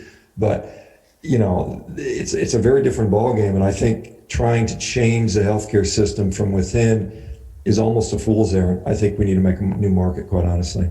Well, I think that's where DPC and where we're stepping out and saying, can we do a better job? And can we treat people better? Can we get people off meds? Can we prevent cancers? Can we do all these things? Shawn, just seeing your people, you know, posting their stories about depression, anxiety, stress, getting better, right? Going carnivore. That got my attention because I go, either Shawn's full of it and he's got all these people paid off, or these are legit. And I've talked to some of those people and we've interviewed them on the podcast and you think, wow, their life changed because they made a lifestyle change without drugs and coming off of drugs. But what I would caution us on, Shawn, you know, is this Twitter. It's not about how many followers we have, it's the quality and what they're looking for. Because there's always going to be these people egging on a street fight. And I stepped off Twitter for a little while just because of that. When I saw you and Khan had a sit down meeting and say, hey, look, where can we find a common ground? That was awesome. And that impacted me. It gave me a lot of respect for both of you, because arguing about who has erectile dysfunction and who doesn't is not going to sway people to your side. Dave is if I was Dave, I would have lost my mind with the attacks he's taken, and he's shown and he's built a following based on that, saying, hey, look, Dr. Unwin, these people who say, look, let's let my data show, right? Paul, all these guys who have data out there, and as we conglomerate all this data in our clinical outcomes, it will be I don't think people will be able to deny what we're doing. You know, I'll tell you what, I don't disagree with that sentiment, but I'll tell you what, Beyonce has more reach than all of us do together. And so it's kind of edutainment. You got to get the people to tune in before they listen to the message. And so if I just put up study after study after study, you know, I get a certain percentage of people that did read it, and most of them are like, eh. If I put up a picture of a goofy vegan and say, oh, look at this silly vegan, I get I just get more people that are tuned in, and, you know, so, I mean, I think there's something there. You know, obviously you want to give them, you want to get that information, you want to get them that useful, actual information and still have credible science out there. I think that's very important. But again, at the same time, this is a game. Don't pretend it's not. I mean, it's a game. There's rules. There's ways to be successful. You don't bring a knife to a gunfight. And we are in a propaganda war with people that think very differently than us and have very different goals. And I think it's unwise to sit there and I think everybody has a different role. But I mean, all of us, I don't think any of us would say, if I had a platform where I could talk to 5 million people, I would love it. I mean, all of us would want to be able to get that message out there. And so I think, you know, that's the goal here, is to affect as many people as possible. And so, you know, how you get there is going to be different for all of us, you know, and, but at the end of the day, it's actionable. And who's following you? You know, are they taking action? Some of that, you know, when you write, you know, you write to an 8th grader's level. I mean, you know, this is what they tell you to do when you're writing, write to 8th grade level. I think some of the discussions have to be at 8th grade level, unfortunately. Some of it, and, you know, I'll credit the vegan guys. They're very good at putting out memes and emotional-based arguments, and it works. I mean, that's the thing. It works. How many 16-year-old girls are running around vegan now because somebody showed a picture of a pig squealing? I mean, this is the stuff you're fighting against. And so you have to realize what's the right answer, what's the science, how to be impartial, and then what actually works. And I think you got to be able to do both. Yeah, I think we need the warriors and people who say, hey, look, and we're all going to reach different people. I totally agree with you. I think there's going to be, but I think credibility is ultimately what it comes down to. They trust you and believe you, and they know you're not hawking a product. I changed because I saw Jason Fung not hawking a product and not getting into street fights back then. So, it's a hard thing because I think there's a lot of doctors who are on the fence. We're practicing defensive medicine. We're afraid of getting sued. So we see an LDL go up, we get concerned, right? We get stressed. So I think it's one of those things where it's like, man, I mean, as nice as it is, when Ivor was talking about this stuff, I said, look, I'm going to be the one in court if there's a problem, not you, right? Not you. I'm on the front lines. I'm treating the actual patient. So research is nice. We've all seen the drugs come out that we're going to save everything. And then it turns out to a total disaster. So at some point we have to trust our clinical judgment of what we're seeing clinically. And that's the hard part is Tro and I were seeing stuff and people criticize us for saying mood's getting better, anxiety's getting better, stress is getting better, sleep's getting better. And they go, you guys are quacks, right? We're seeing it. I'm seeing it. I can't deny what I'm seeing. So I think we're all seeing the same thing, but how do you get that out to the general population when there's so many vested interests against us? Yeah. And by the same token, I'll ask a question of all you guys. What do you think the vested interests of these guys who attack keto and low carb so vehemently? Obviously, remember keto crotch came out, everyone made a huge deal. None of us have seen that, right? It was a total propaganda move. So how do we combat that? And are these guys all paid off? Because I know I'm not paid off. No, people aren't being paid off. I mean, there's a lot of pawns out there who are acting for a cause that they don't know about. Yes. And I think that's the far more likely truth, is that people don't realize how they're being played by the system. Yeah, I think that... I can't believe that. Hang on. There was a 1 second silence there. Yeah. Since you guys started. Because Rob's AOL went out again, man, so he couldn't get in there. Yeah, you guys just took off running, man. One major comment that you brought to the table, and I just loved your talk, because this started out as a weight loss forum.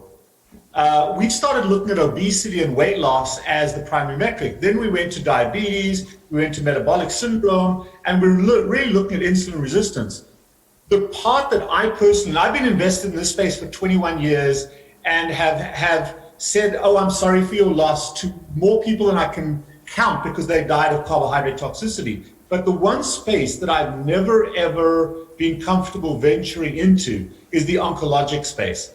And I just love what you presented the other day, because that's the one space where I think is the next frontier, is carnivore, fasting. I think there's a marriage between those. They may be kind of cousins, but still they can have a good marriage if they live in Tennessee, where it's legal. The point is that, sorry. Barbecue? Oncology has always been a place I tiptoed into because I didn't have the knowledge, and you just brought so much of that there. And I think the more frontiers we have of diseases that are directly or indirectly affected by our dysfunctional diet. And I think more and more as we look at everything, the chronic, what I call the CNCDs, the chronic non-communicable diseases. We've dealt with communicable diseases pretty well, apart from trauma, but the non-communicable diseases is the realm where dysfunctional diet has a large part to play in its exacerbation. And I love what you brought through with the oncology, and I want to strengthen my personal comfort level with oncology in this space and advocating not just for keto, but also for fasting. Carnivore is inherent to fasting. OMAD happens because you don't feel hungry. So, those are all things that we propose, but I don't know if any of you have had comfort levels of stepping into the oncologic space apart from Steve. I've touched on it a little bit. I mean, obviously, this is one area where I do get concerned about the medico-legal considerations, but it's easy to frame the discussion as this is a conversation I'm having with you, the patient, about evidence, not necessarily about anything else. I mean, you discussed the basic mechanism of a PET scan. We bring up the Warburg effect. You mentioned PET scans earlier before, so how does a PET scan work? Well, it's because cancer cells love sugar. if cancer cells didn't love glucose, a PET scan wouldn't work. That's the very premise of the test. So by definition, if you have a PET scan positive cancer, you know it's feeding on glucose. And the patient will look at you and go, so why don't I lower my glucose level? It's like, well, you probably could do that if you wanted. But it's a conversation. It's it's one of education and instruction, and it's not one about, dictation. But just in terms of the concept about how we as a movement can form a movement and have influence, I think we overlook what we can do with other doctors. Because do you think the average doctor likes this roller coaster they're on where sickness, new medication, side effect, medication to control the side effect, new sickness, another medication, patient gets sicker and sicker and sicker? This isn't exactly engendering fantastic job satisfaction, Most doctors I speak to really dislike this aspect of their jobs, them doing their damnedest, smart, motivated individuals, and they can't literally help their patients. Then they get a letter from me, and it's like, by the way, you didn't refer this patient to me. They came and saw me of their own volition, but out of courtesy, I'm just letting you know about the progress. They've stopped 5 medications. They've lost 40 kilograms. They're feeling great. Oh, by the way, their LDL's high, but I'm not concerned because we've done a CAC score and that's fine and their subfraction's great. And on average, I'll see about 3 doctors a week as new patients. And not all of those doctors are converts before they come to see me. They may have just been begrudgingly on the advice of somebody else, or they're just curious. But when they see the balance of evidence, they go away. And for every doctor I see who becomes a convert, that is a whole new pool of patients. And in actual fact, they're being more effective than me because the only patients I'm seeing in general are people who know what I do. They're already, most of my patients are converts, except for the vegetarians and vegans. I see a bunch of them too, by the way, Shawn. But if you've got a new doctor who's introduced to it, they're introducing their whole patient database to this concept. And I think we're always talking about, is it top level policy? Is it grassroots level, the actual individuals? Well, why don't we hit the other doctors? They're the people who are unsatisfied with sick patients, and they're the people we can reach as their peers. What's funny about that, Paul, is in software engineering, we have something called code review, where another software engineer will come in and review the code. And you explain it. You explain why you wrote this here and you set up this subroutine here and so on and so forth. I could so totally see a huge advancement in medicine if there was effectively the same thing as code review for doctors, where some doctors could kind of get a chance to see how, this doctor treated their patients, how they're interpreting the blood work and so forth. But I already know immediately what the answer would be, which is unfortunately the same reason you guys practice defensive medicine. You'd be worried that another doctor might report you for something that you were doing that they might consider untoward. Yeah, well, we have this already, Dave. And the trouble is, the most common doctor only knows DOS.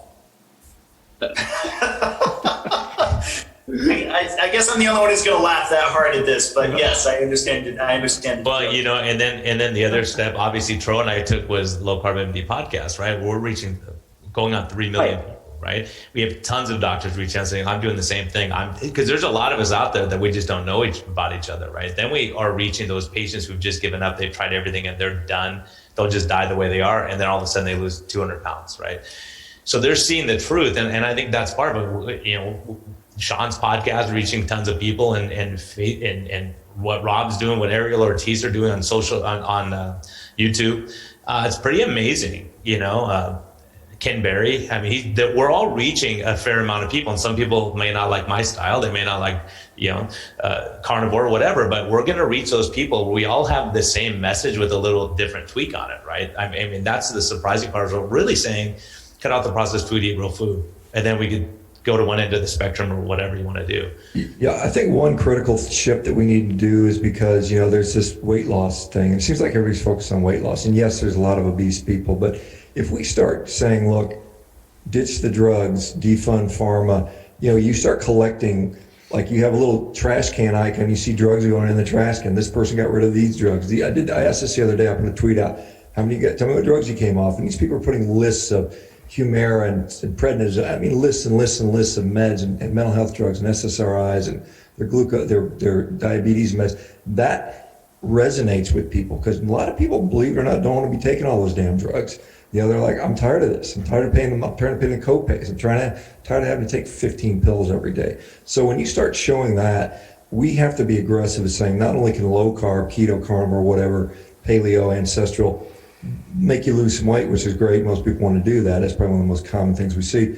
But it is literally getting people off drugs. I mean, obviously the pharmaceutical companies are not going to enjoy that message, but I think that's a big, very important message we have there. And then to your point, Paul, about other physicians, well, I don't practice, I've got a medical license, but I'm not actually practicing medicine. I still do quote unquote lifestyle consultations. Probably fully 1/3 of who I see are other physicians. I mean, I saw a cardiologist the other day, an interventional radiologist. They don't know how to friggin' eat. I mean, it's just like they're desperate. They're like everybody else. They're like, hey, I'm 42, I'm fat, I'm sick, I'm tired. Show me how to friggin' fix myself. Doctors are, we might understand a little bit more terminology, but they're just as clueless as everybody else when it comes to how the hell do they take care of themselves. And it's a shame. But I think we have to go aggressively after the message and be bold and say, hey, if it's cancer, if it's, Alzheimer's disease, if it's autoimmune disease, I mean, we needed to start owning this stuff and being aggressive and not being timid and let the chips fall where they may. And the pace, like I said, build the market. They feel the dream, build it, they'll come. And I think they will. I think people respond to results. I think it's an important thing. Yeah, and I think along those lines, Shawn, it's a big deal. I have 4 docs that have joined me from a major HMO insurance company in California. And I said, why are you coming to me? You got all your friends. Why do you have them order? They go, they won't order a coronary calcium score. They won't order insulin levels. They won't order this. They won't get a CGM. Like, I got CGMs on these guys, and they are crushing it because they understand they're smart enough to get it. Now they look and they're like, wow, oh my gosh, no wonder. Now, and we're learning, I'm teaching them, and those guys are going to impact their patients now, right? So everyone we can get as a patient, we can make inroads and really make some changes. Then sooner or later, it's going to start building into these big systems. That's what I'm saying. It's more of I see it more of a grassroots bottom up, because what's happening is, I have a patient that came down from Bakersfield. Her entire family is now low carb keto. They're changing the course of that family. How many people are they going to touch and then talk to, right?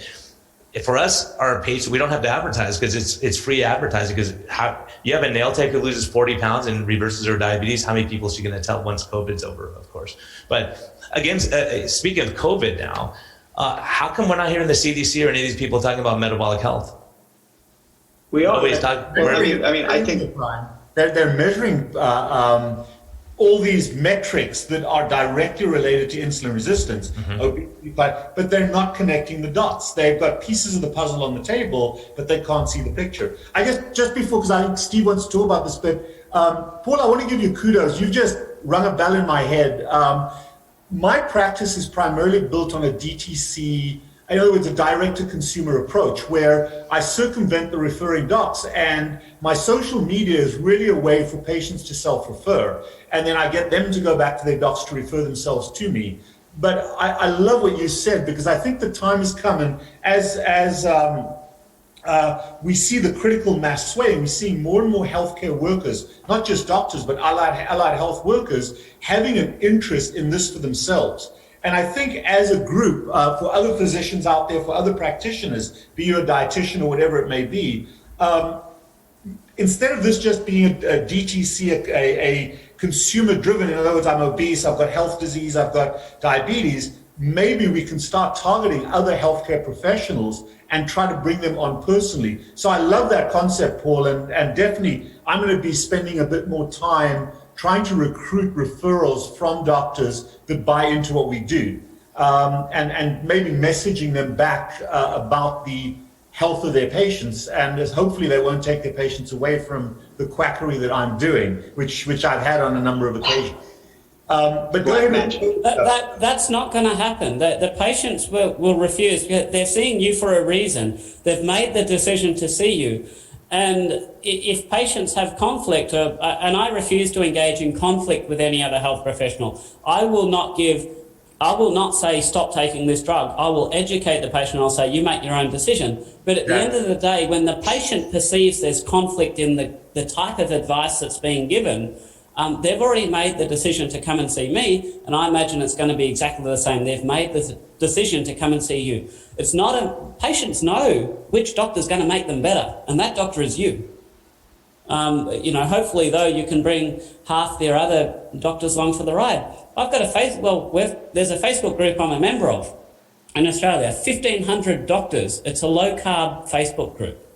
There was a conference that was in Melbourne last year. We had something like 150 or 200. It was a low-carb medical conference in one city. 150 doctors turned up. There is a hell of a lot of interest for low-carb and ketogenic nutrition. Doctors, we just don't have pharmaceutical companies spouting education or anything like this. We just need to provide the resources and the facilities for these doctors to actually feel competent. In the same way that I used to not feel competent prescribing medications, the average doctor doesn't feel competent, and Shawn alluded that with his, the doctors he's seeing, they don't feel competent in telling people not to eat seed oils that they can actually cook in tallow or lard. And we need to, until doctors get comfortable with that message, nothing's going to change. Yeah, it's a sad commentary. We're seeing this now. I'm seeing patients. She says, that's the first time I had a stethoscope on my chest ever, right? The doctor never touched her, never examined her one time. It was all about the lab values in 4 years, not one time. No annual exam, no A1C, no insulin levels. These are the things we're seeing. If like, Paul, your graph that you showed, I don't know if that was Ben Bickman's same graph, but he has this very similar one showing that insulin going up like crazy before the A1C or the sugar changes, right? Until mainstream media, medicine starts understanding that, we are in big trouble, because you don't just get diabetes one day. We all know that. It's a 10-year process for the most part, unless you have some autoimmune condition going on. But it's staggering how many people just won't look. And doctors who I've educated still won't check an insulin level. They don't know what to do with it. They don't know what to do with the data, and it's frustrating. It's frustrating as heck, because we say, look, this can be life-saving, but the ones who get it. And it's the same thing with religion or anything. Once you see it, you can't unsee it. And it's so true. When you see your patients getting better, these guys like me think, wow, this is crazy stuff. Now it's fun to come to work every day, because we're seeing people getting better and taking them off meds and thinking more, not thinking, oh, what's going to interact with. I don't want to be the best doctor at knowing drug interactions. So while we got a gap here, some people are crying because they're not getting a chance to ask their questions. I can't even find it anymore here, but I did. Asking Rob, how do you respond to critics who point to low CVD populations who eat lots of complex carbs? The problem isn't carbohydrates.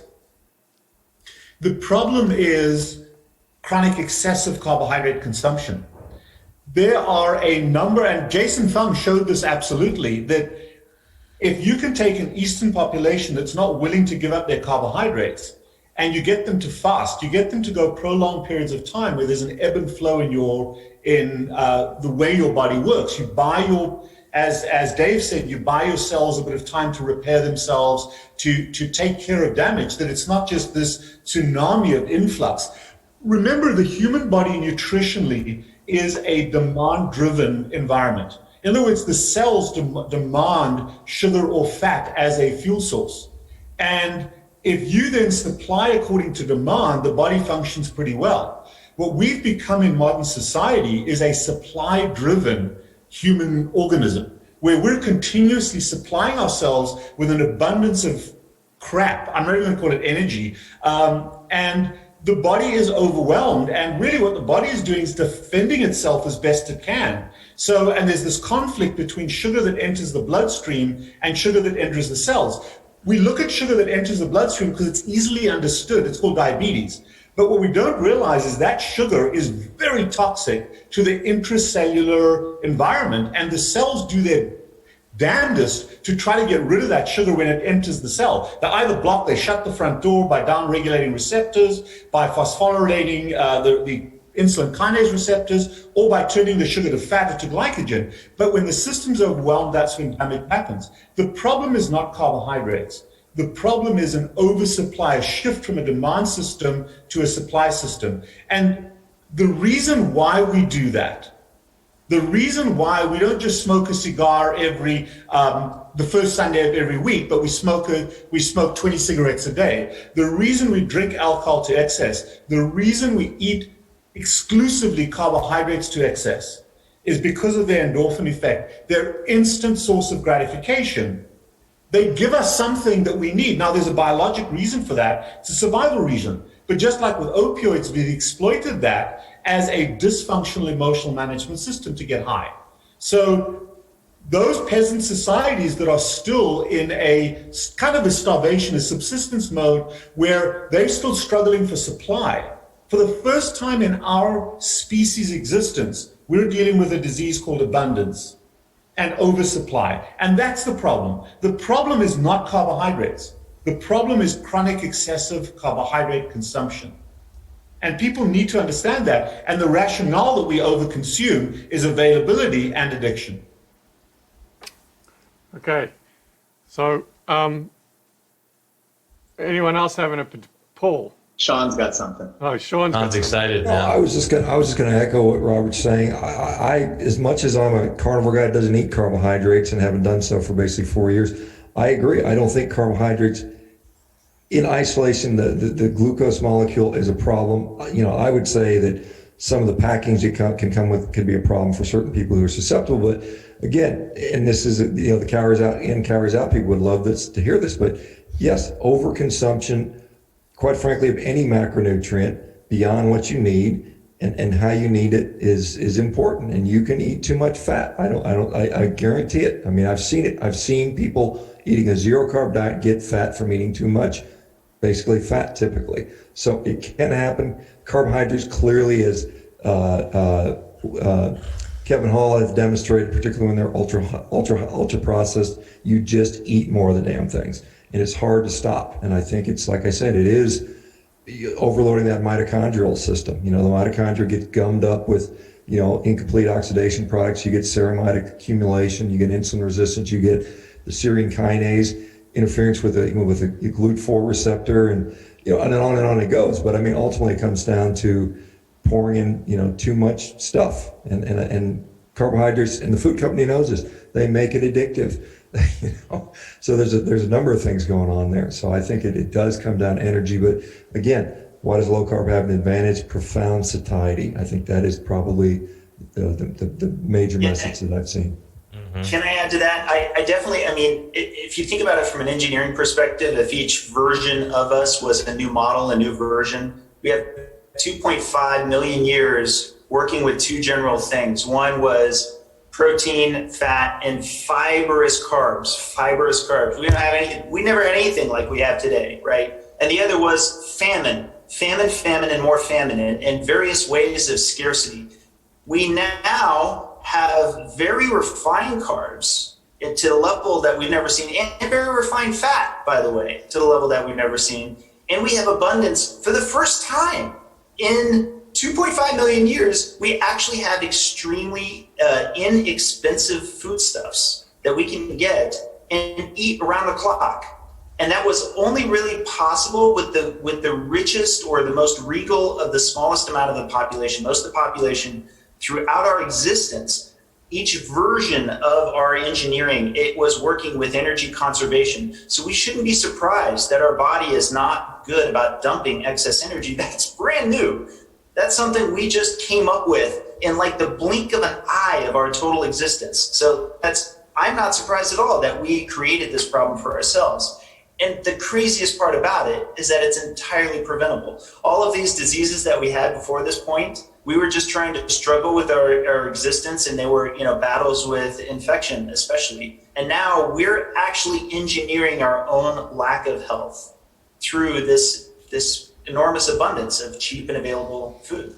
Yeah, I would point out there's also refined protein now within all the protein isolates that we have, and I think that also can have a deleterious effect. You know, you look at the huge response of whey protein will have on like glucagon and some of these other things. So, and that's a different issue. But I would say that, you know, when we were back in, you know, the fibrous vegetables, I'm not as convinced that we would have sought them out as early humans, Homo erectus. I mean, there's no value in them. Why would you eat fibrous leaves? I mean, I see no value in that. I mean, I think we're seeking energy. We had big fatty animals. I think we had them in abundance. I think we'd have eaten some fruit. But beyond that, I think that was our evolutionary story. I discount the fibrous stuff because I just don't think it provides much energy for a human. I mean, a chimp with a big, huge gut that can turn that into short chain fatty acids, which is a much bigger fermentation capacity, is different than a Homo sapien or even a Homo erectus. And so, but again, it goes back to the satiety. When I eat a big fatty steak, I'm good. I mean, we've all done that. We know we can go 16 hours before our next meal, and I think that's what we were operating on until we killed off the elephants and so on and so forth in the megafaunal decline, 100 to 25,000 years ago, and then we got stuck eating skinny animals and grains. But anyway, that's an interesting way of thinking about it. I don't think we grew a big fat giant 1500 cc brain or 1700 cc brain as per Neanderthal without steady, regular access to fat and fatty meat. I don't think it was feast or famine until we started getting into lean animals and agriculture, for sure. I think there's just one. Can I just jump in, because this has been a theme of this conference, and I think I just want to shift focus a little bit, and that is this: that we mostly focus on macronutrients from the energy perspective, but we've got to realize is this entire thing is built of macronutrients. It's built of fat and protein. There's very, very little sugar that grows into the structure of human beings. There are certain glycosylated proteins and that kind of thing, but the majority of what I am, and Shawn will tell me I'm fatter than I am, there's more fat than protein, but irrespective, I'm fat and protein. Fat, protein, and water is principally what makes my flesh. And in particular, my brain. Now, as a surgeon, I don't have a very large one, but it's 65-70% fat. And the structural elements of my body, the healthy structural elements of my body, are vastly different than what I consume for energy. If you think about fossil fuel and your car, and we're not talking about the Californians and their Priuses, but a car has gasoline in the tank and oil in the engine. They're both fossil fuels, but they're vastly different. You don't put gasoline in the engine and expect it to run smoothly. And yet that's what we're doing to our bodies. We're taking sugar as a predominant energy source, because that's its primary goal. We're putting it to our face, and because the body is deficient in structural elements, primarily certain amino acids and certain fatty acids, that it's not able to make in abundance, even cholesterol. Remember, about a half to 2/3 of the cholesterol that we have in our bodies has to be consumed because we can't make enough. If you don't have enough substrate, then you're relying on improper energy-based macronutrients to create structure. It's like using gasoline from your gas tank in your engine. And that's part of the problem with autism. It's part of the problem with cell membranes. And when we talk about cancer, a lot of the membrane and the organelle membrane fats that are made up of a very high percentage of polyunsaturated fats, those are unstable. Those double bonds are unstable. They rupture. They release oxidants that trigger certain cancers to evolve, trigger inflammation. So we've got to look not just at the energy requirements of what we're eating and drinking, but also what structurally are the best substrates for the human body. Now, we can interchange a lot of that, but a lot of that stuff comes from the food that we eat. And as Shawn said a minute ago, all that processed crap is primarily energy. Amino acid that's just been processed is basically glucose to your liver, and the liver just flips it over to glucose. It is not useful amino acids in the right percentages. And sometimes we forget about that we're as sick because of a lack of structural elements as we are because of excess energy. Well, is there a level for you guys? I know we're kind of all on the same page when you get this lean mass hyper responders. I have a guy came to me pre-carnivore. His LDL was like 138 or something like that. Now it's 526, right? 37-year-old, high intensity athlete, working out 6 hours a day, 4 to 6 hours, high intensity stuff. So he comes to me, he saw another carnivore actually, and they said, well, maybe liberalize a little bit, cut back on the workout, dropped his LDL 200 something points, right? Coronary calcium 0. Triglycerides were actually elevated surprisingly, and I don't know if that was just a shift. Insulin level is 8. So let me ask you this before answering that question. Before you even approach it, would you have a family history? If family history, early coronary deaths, would that change your mind? No, it would change my. His family history. His dad, before getting the coronary calcium, would have changed my mind. His dad is an ultra marathon type guy. carb loader. So he goes, I'm going to go carnivore and show my dad that there's a better way to eat. Then he saw his numbers and went, well, I'm not saying nothing yet, right? What do I do? But then, so it's just that he was just pulling from, I mean, this guy's a 6-pack abs, definitely a lean mass hyper responder. So what do you guys, what's your comfort level? What would you guys do to follow this guy? Since I get a free consult here. What's his goal? Well, here's the problem. Oh, go ahead. I'll wait for others to answer first. So here's the problem. He goes, I love to work out. When I work out, I feel awesome. He goes, I just feel so great. And I love being carnivore. It's like, I just feel like I feel better on this diet. And he goes, the numbers scare me, but I feel better. I hate to liberalize my carbs. I hate to, and that's just his thing. So Shawn? Well, I mean, like I said, did you mention, sorry, I was distracted. Did you mention stuff about CIMTs and stuff like that, CACs or anything? No, we had a CAC 0. Yeah, so I mean, I would and again, Dave would say CT angiogram would be the most, of course it's invasive, but I think, if his comfort level is that, you follow things like CIMT at least. I mean, you could get that and see, is it progressing? Is it good? I mean, that's at least a better proxy than the marker, in my view. I think that, like I said, I never tell anybody with high LDL cholesterol to ignore it. I'm just saying, hey, we don't have the data yet. It's plausible that you are not as at risk as a standard American dieter who's metabolically unhealthy, but you got, like Dave will probably be able to give you a more thorough explanation of this, but I would say don't ignore it. Follow it with the things you think you can follow it with. If CIMT is a good enough marker, obviously CAC scan, you're not going to be able to get that often. It's just not going to be that helpful. Blood pressure is obviously another metric that's pretty obviously cheap and easy to measure. And those types of things. I mean, there's things you can do to change it if you wanted to bring it down, obviously. But I mean, it doesn't even have to be plant-based. You can still do it within a carnivorous context by changing some of the fat profiles and so on and so forth, and leaner cuts potentially. But I would, let me shift it over to Paul or Dave or somebody like that might have more insight or extra insight. You go, Dave. Okay, so first of all, I give the regular disclaimer with anybody who comes with numbers. There's no question. The higher up it goes, the more the panic rises. Often the patient comes to the Lean Mass Hyperresponder Facebook group and they go, my doctor says this is the highest I've ever seen. One of the people who came had an LDL up at around, I think hers was at around 700 or 800 at one point. And she was seeing one of the most predominant cardiologists, literally like probably the top one in the state, and had a whole cardiology team wrapped around her and all of her metrics.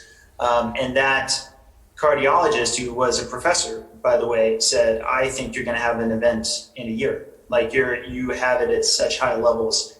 And this is consistent with somebody who has homozygous FH, which is true, by the way. Just little tiny history lesson for everybody. Brown and Goldstein, who won the Nobel Prize for discovering the LDL receptor, the case that got them started in the 70s was a very young girl who at age 3 had developed a stable angina and visible xanthomas on her body. She was a very important case of homozygous FH and unfortunately had her first MI at age 6. Now, in theory, these lean mass hyperresponders, xanthomas should be rampant through that population as well. They should also be developing anginas. Now, I caveat both with you guys and everybody else, including them. I say, look, could be, it does still happen. The lipid hypothesis does still occur, but it's someplace in the middle. It's not like it has no effect at all, or it must be homozygous FH in, its rate of progression. It could be somewhere in the middle, and that's why we're doing this study. But that said, I will say this much. The energy model, as I perceive it, doesn't really, it doesn't make sense for there to be this kind of U-curve where all of a sudden the lipid hypothesis kicks in at like this late. As an engineer, that doesn't make any sense to me.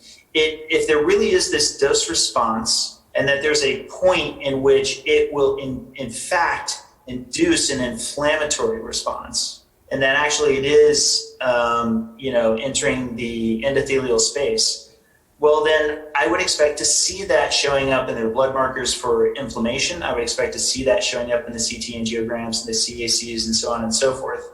And granted, we need longer term data to really know this for sure. But anecdotally, I can't say that I've seen that a lot. And believe me, I'm in very close contact with everybody who has an LDL of 400 and higher. I even, have constant conversations with them back and forth, and constantly emphasize to them, again, not medical doctor, not medical advice, but please, either reach out publicly or reach out to your doctor or reach out to me privately if you see any of these symptoms, because they would be concerning. So that's what I would say. I myself, the patient you're talking about, I would swap with them right now, given what I know, given my cautious optimism, not because I'm certain I would be okay, but because I would probably be doing even more experiments around, I'd probably get more CT angiograms because I should at that effect size see the progression at a faster rate. Right now, I'm already at 99% of the population. I think I literally took my lipids this morning. I think they were around 270. So I'm about half that right now. So at a dose response, given the existing guidelines, I'm now, 80 above what the guidelines would say. At 190, I'm supposed to be having the highest tolerable dose of statin. So of course, I'm very interested in what my CT angiogram will be when I fly to New York and get it with the 640 slice. But yeah, myself, I feel like either the lipid hypothesis is pretty much right or it's pretty much wrong. I really don't think it's right past a certain threshold. That's my 2 cents on it. So what are fasting blood sugars doing? So if Fasting blood sugars were normal, A1C was good. The only thing surprising is triglycerides were in the 200 range. HDL was good. I don't know. I think it was a fluke. We're rechecking it. I think it was a fluke. I don't see why. I don't know why his insulin was 8 either. I have no idea. And he's been do insulin antibodies. Okay. And and some people have some talk about thyroid. I'd like to hear you guys' opinion on that. Hypothyroidism being a factor. Antibodies. Sorry, Paul, go ahead and I jumped in there too early. So probably what I'd say is that when we see a super high LDL, the knee-jerk response of most doctors is to diagnose familial hypercholesterolemia. But this is in the context of somebody with a quote-unquote acceptable LDL that suddenly goes high when they have dietary change. It's dietary change that's caused this, guys. It's not genetic. So I question the arbitrary threshold to diagnose familial hypercholesterolemia or hyperlipidemia. So I've teamed up with a low-carb friendly cardiologist. So it was actually one of these guys, again, similar to the experience I was talking about before, where when you communicate regularly with doctors, you can bring them on board. So here's a cardiologist who had patients on maximal medical therapy and still in congestive cardiac failure, fluid, blocking their lungs. They couldn't lie flat at night without, struggling to breathe because the fluid accumulation from the heart failure was literally choking their lungs. Basically be cured on a high saturated fat diet. So I've developed a really excellent working relationship with this cardiologist. And I think, more of these cases in Australia than anybody else. They tend to find the way to my clinic. So we teamed up and would have these high LDLs come in and then would say, well, we'll just better, let's assess every other risk marker we know. We did the LDL subfraction, the lipid electrophoresis. We'd say, well, there's no small dense particles. That's looking good. We'd run a CGM on them. We'd see their glucose is pancake flat. Fantastic glycemic control. Pancake flat. Coronary artery calcium score. The coronary artery calcium score would come back as 0. We'd do a CIMT, ultrasound of the carotids in the neck, and would see very low levels. We'd do a HDL to triglyceride ratio. Every single metric that we knew, which was validated and had predictive validity, came back as being absolutely pristine. So I have to say, after having numerous patients like that have great exercise capacity, we even did a bunch of stress tests and echoes on them. So I've stopped over-investigating these guys now because I see the pattern. Whenever we tested them, everything else would just come back as normal. So I have to be honest, I've now relaxed a little bit. And if I see an LDL, there's no threshold above which I'll start wetting my pants. If I see that it's clearly dietary induced, I've got a low level here and diet makes it go high, and the other parameters, the simple parameters that we're looking at, their trig to HL ratio, these simple ones, we might just do a CAC score for comfort. But in general, I feel very confident, and so far, touch wood, we haven't had too many issues. I mean, and Brian, you just raised a comment about thyroid issues and stuff like that. Well, what we do tend to see is thyroid tends to give a hypertriglyceridemia that's quite disproportionate, and that's underappreciated by most doctors. Whenever we tend to see as low-carb doctors, you see people falling into this tunnel vision, oh, your trigs are high, you're having too many carbs. Well, not necessarily. There's more than one cause of high triglycerides, and I mentioned this to you previously, Brian. A hemochromatosis, even a hemochromatosis carrier state, where you've got the C282Y or H63D gene, or some of the other less common variants, that frequently, even if it's not enough to really shoot your ferritin too high, frequently is associated with hypertriglyceridemia. So I'd urge any low-carb doctors out there, if you see somebody with lipids you can't understand, don't assume it's always diet-induced. There may be other pathologies going on. You need to dig a little deeper. Hey, gentlemen, I have to leave. It's been a pleasure. Thank you guys very much. Look forward to doing this again sometime. We should do this. Has been great. Thank you, Doug, for having me. Appreciate it. Hey, Shawn, on your way out, man, I have a question for you, Zach. Zach Bitter, have they ever done labs at the end of one of his crazy runs?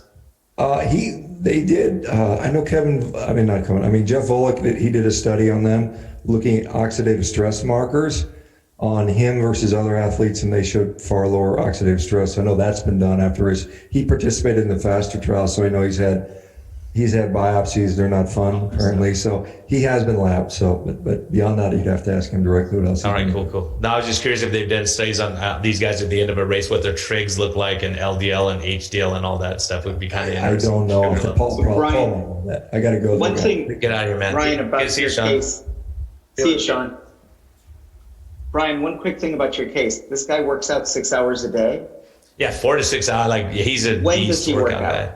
When does he work out? Does he try? I think it breaks that. No, it's mostly weights and like CrossFit type stuff. But it's not 4:30. He's not a runner. 8:30. No. Okay. No, I think he's got a pretty little relaxed. over exercising. Like, that sounds like a lot. Yeah, it's a lot. That's why I told him, I go, hey, I've seen that. Guys liberalize their exercise a little bit, cut back, and their LDL drops drastically, especially when there's these lean guys. I think they're just emptying that last fat. They're looking for an energy. There's this energy model thing I'm working on. I'm just kidding. Brian, I think the problem is that he's running out of glycogen. Yeah, exactly. If you talk to any of these ultra distance athletes, at about somewhere between the 60 and the 90-minute mark of moderate to severe exercise, they deplete all glycogen.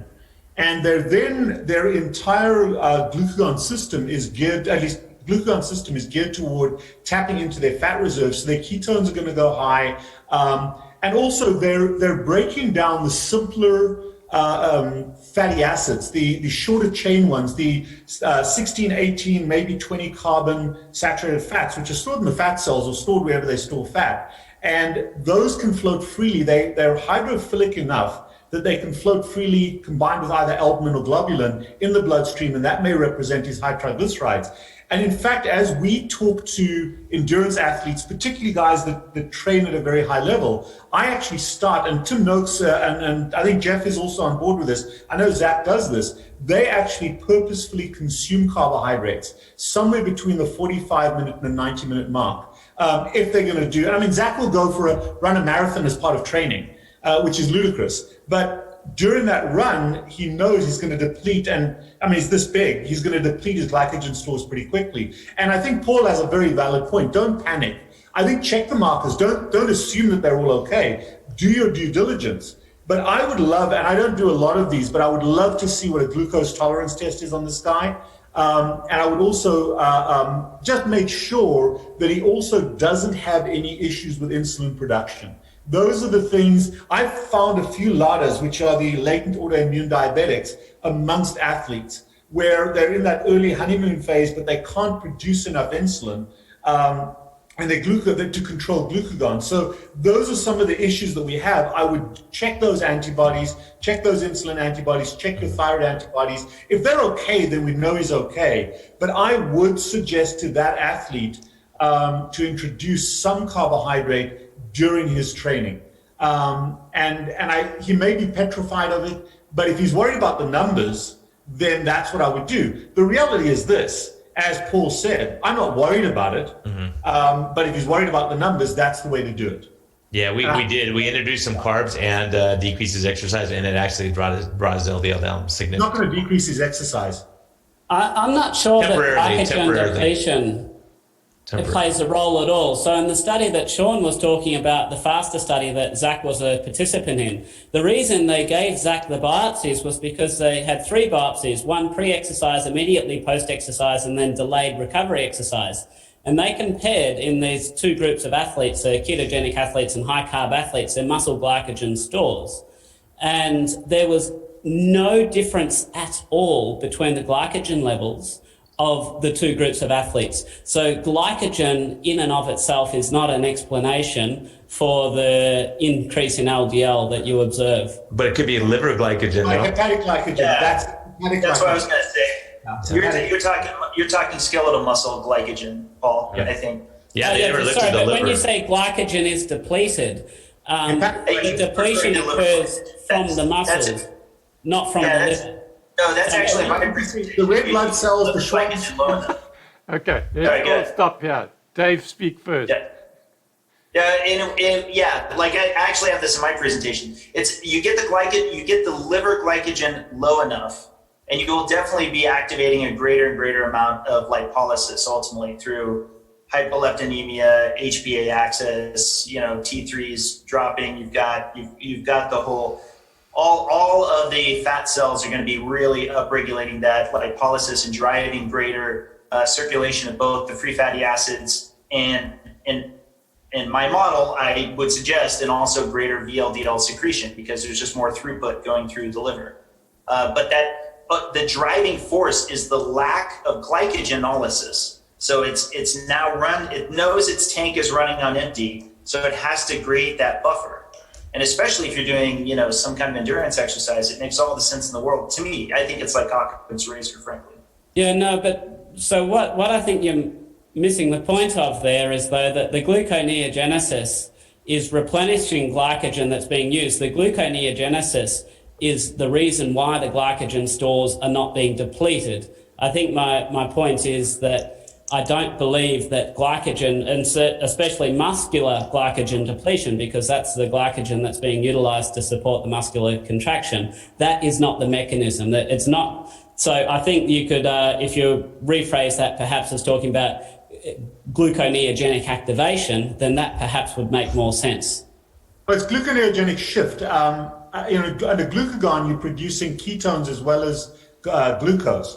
And when your substrate is mostly fat, glycerol, and amino acids, especially ketogenic amino acids, your ketones go up. The sugar that your liver produces is not necessarily for your muscles. It's for your red cells, it's for your Schwann cells, it's for your obligate glucose energy users that cannot use ketones effectively as a substrate. And the stores of the liver are anywhere from 400 to 600 grams of glycogen, which these guys burn through very, very quickly. In the work I did in my PhD, we could deplete a liver within 3 hours after maximally loading its glycogen. And we demonstrated that over and over and over again. And then the liver turns to predominantly producing ketones while still maintaining blood sugar, but at a very low level. And one of the issues with athletes is red blood cells carry oxygen. And that is a concern, is that are those red blood cells getting enough energy? They don't have nucleuses, they don't have a lot of functions, but they do need glycogen or glucose.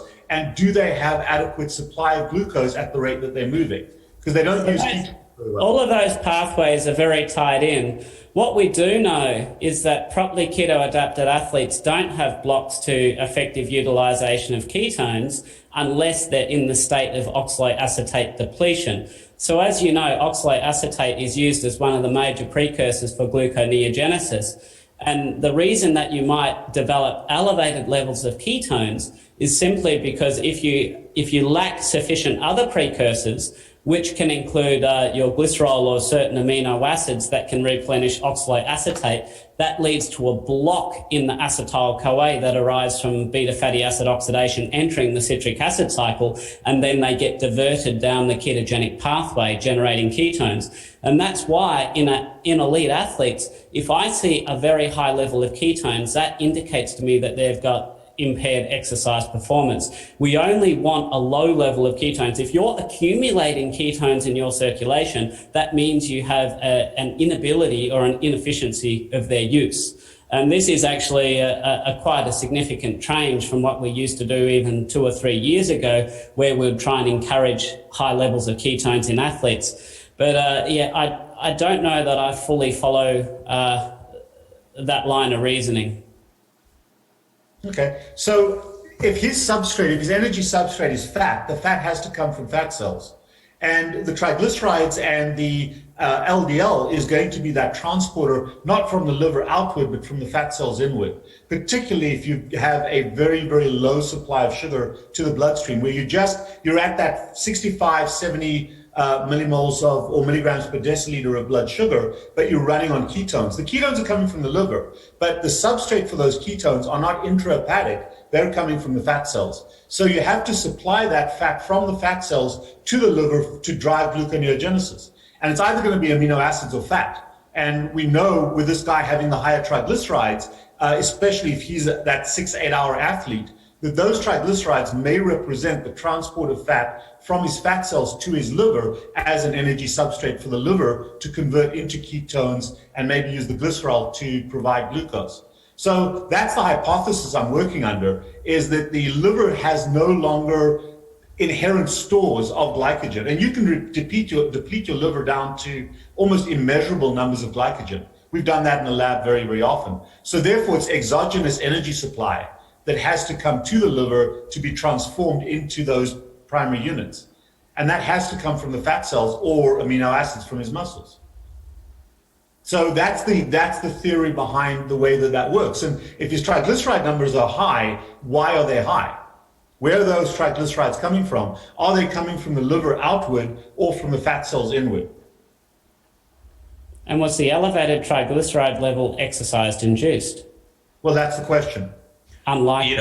We're trying to change that. We'll see what happens. I'll give you guys some more data. I'll bug Dave on this one because we have ongoing things we're monkeying with. This is very acute, really recent. So we'll see over time, monkeying with some different variables, see what the numbers show. Well, I will say that metric didn't surprise me. I don't expect a lean mass hyperresponder to have triglycerides even over 100 at a minimum. It's the fact that it was 200. The first two things that almost always is either it's not a fully fasted test, like maybe they got the blood drawn at 9 hours, where we strongly recommend 12 to 14 hours. Or there's one other thing, which is for some people that there's a coffee sensitivity. Yeah. And it's been, every time I mention this, everybody freaks out, but it's really just a small fraction of people. It especially comes up with people who are very low carb or carnivore. And it seems to be just a few people, and it doesn't seem to be related to caffeine. Specifically, it seems to be something about coffee. We actually know, in fact, I don't think we've known anybody. What's that? Cafferols? Because aren't there, cafferols change. Oh, yeah. When you use paper compared to metal filters, you get different fat exposures. Absolutely. So they did those studies in the 1980s where they compared decaf and real coffee, filtered and unfiltered. They found the caffeine content had absolutely no impact at all, but whether it was paper filtered or not certainly did. And there is a line of evidence that it could actually be lectins, carbohydrate binding proteins within the coffee that are being filtered out. And in actual fact, some of the coffee lectins may actually bear similarity to some of the molecular epitopes that we see relating to the thyroid. So it may be that there's a transient thyroid or hypothyroidism which is induced in some people through the consumption of coffee. Yeah, and he knew about your data, Dave. He goes, I hope it's not coffee like Dave Feldman said. Yeah, this is anecdotal, but it seems like the people who are the most likely to have this coffee sensitivity are the biggest coffee fanatics. Yeah. The more they're attached to the coffee, the more likely it is that what it is, right? You know, you, Brian, actually, and almost everybody on this panel, you may be very interested about the experiment I literally started today. It's a full replication of my ox-LDL experiment from last year. The one difference is, well, there's a few differences, but I now have, Boston Heart now has an oxidized phospholipid assay. And that's of enormous interest to me because the oxidized LDL assay is a pass-fail. So it doesn't matter how oxidized each LDL particle is. So in my opinion, it doesn't give you a strong enough metric because as I predicted in the experiment from last year, and it turned out to be true, I ate to an eating pattern that indeed induced the inversion pattern.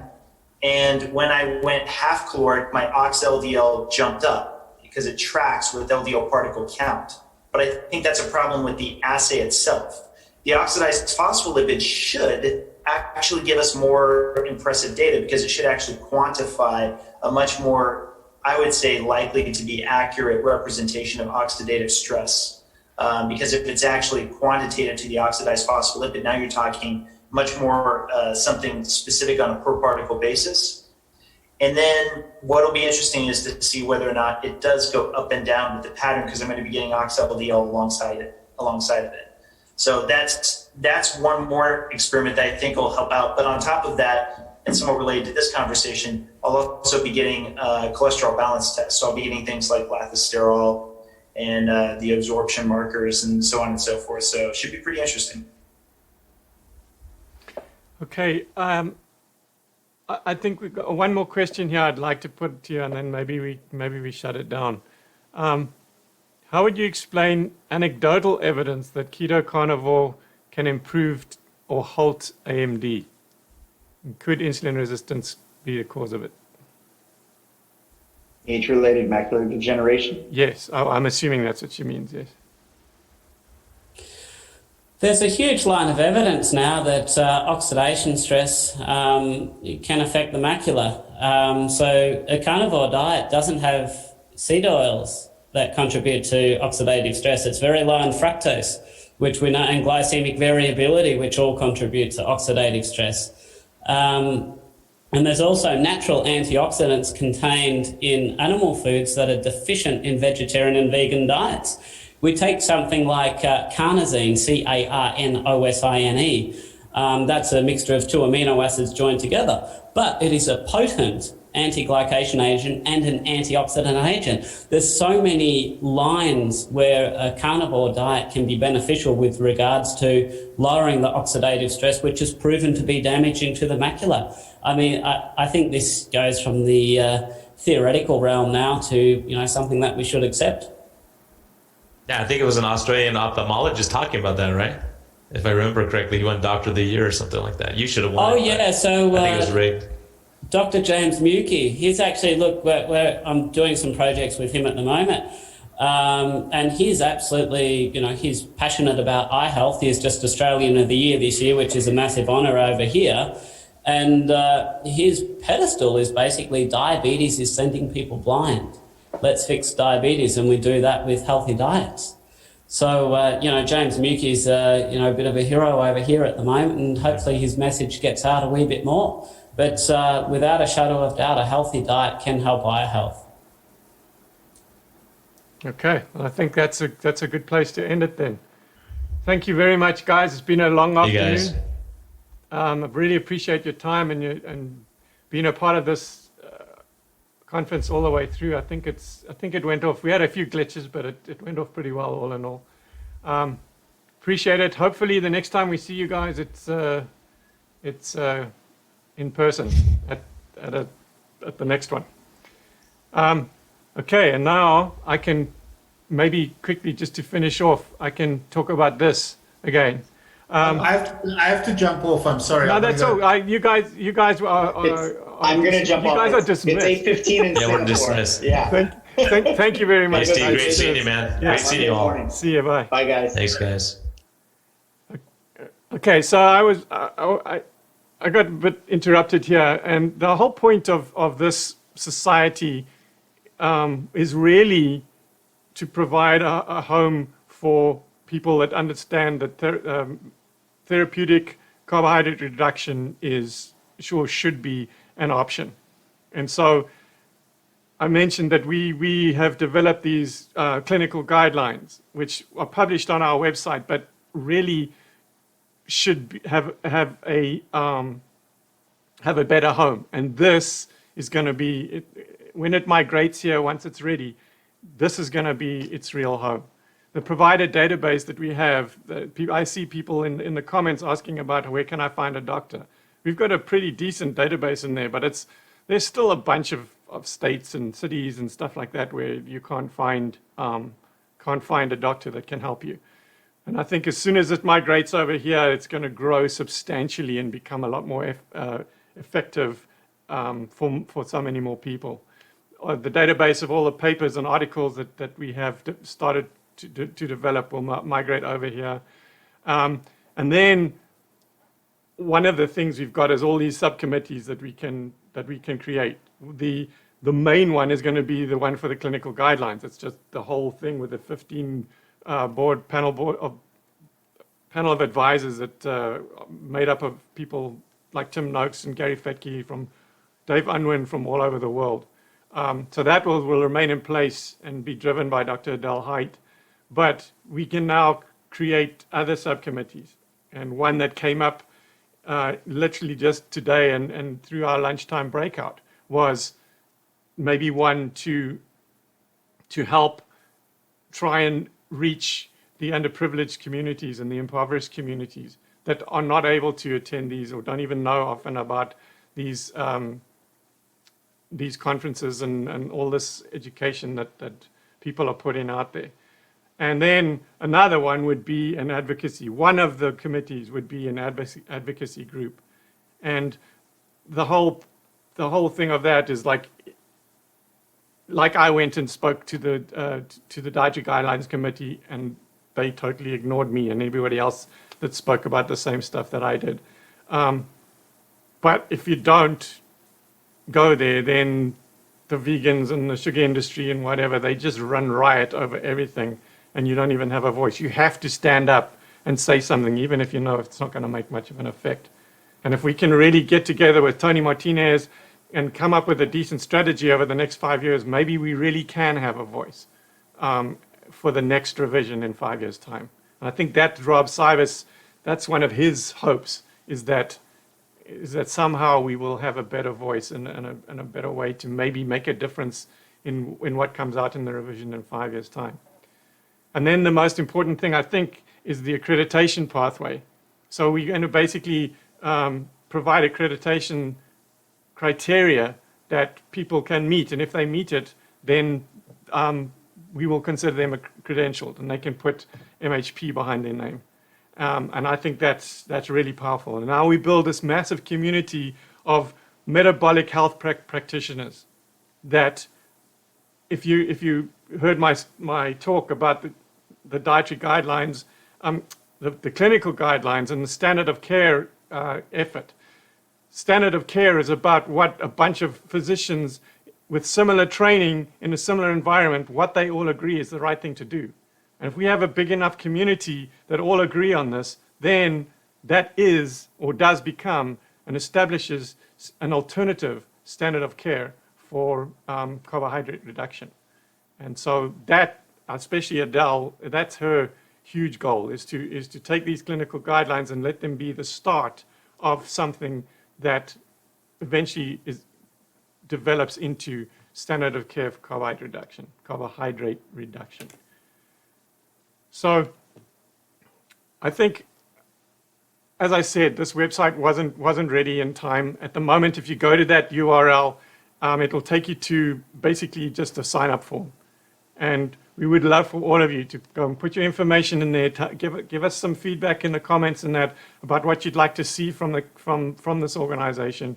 And then we will be able to, you'll be on our newsletter list. And as we start to finalize the website and finalize these accreditation pathways, definitions and stuff like that, we can let you know, and you guys, and then eventually be able to come and join and become a part of this, and let's make a huge difference. So I've heard a lot of comments, and I haven't actually, I've been so busy, I haven't actually read too many of them, but I believe there's been a ton of really good feedback from what we've tried to do here, and I'm really pleased about that. I'm pleased that so many of you got at least something from it. And I hope that it inspires you to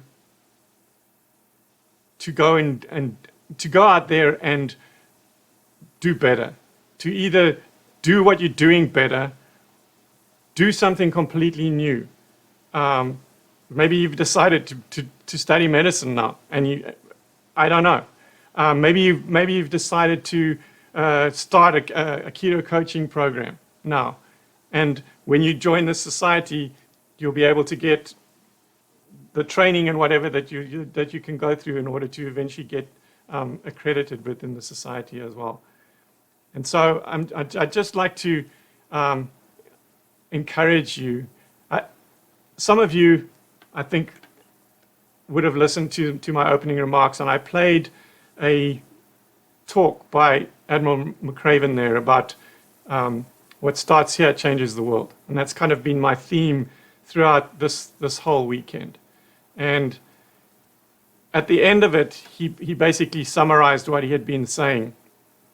And so I'd like to repeat what he said and encourage you, for those of you, as you go forward now with this new inspiration and this new determination to help your families, to help your patients, to create this new business that's going to help people.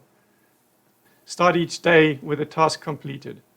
Find someone to help you through life. Respect everyone. Know that life is not fair and that you will fail often. But if you take some risks, step up when times are the toughest, face down the bullies, lift up the downtrodden, and never ever give up. If you do these things, in fact, if we all do these things, then we will leave this world a far better place than we found it. And what started here this weekend will absolutely change the world. Thank you so much for being a part of this.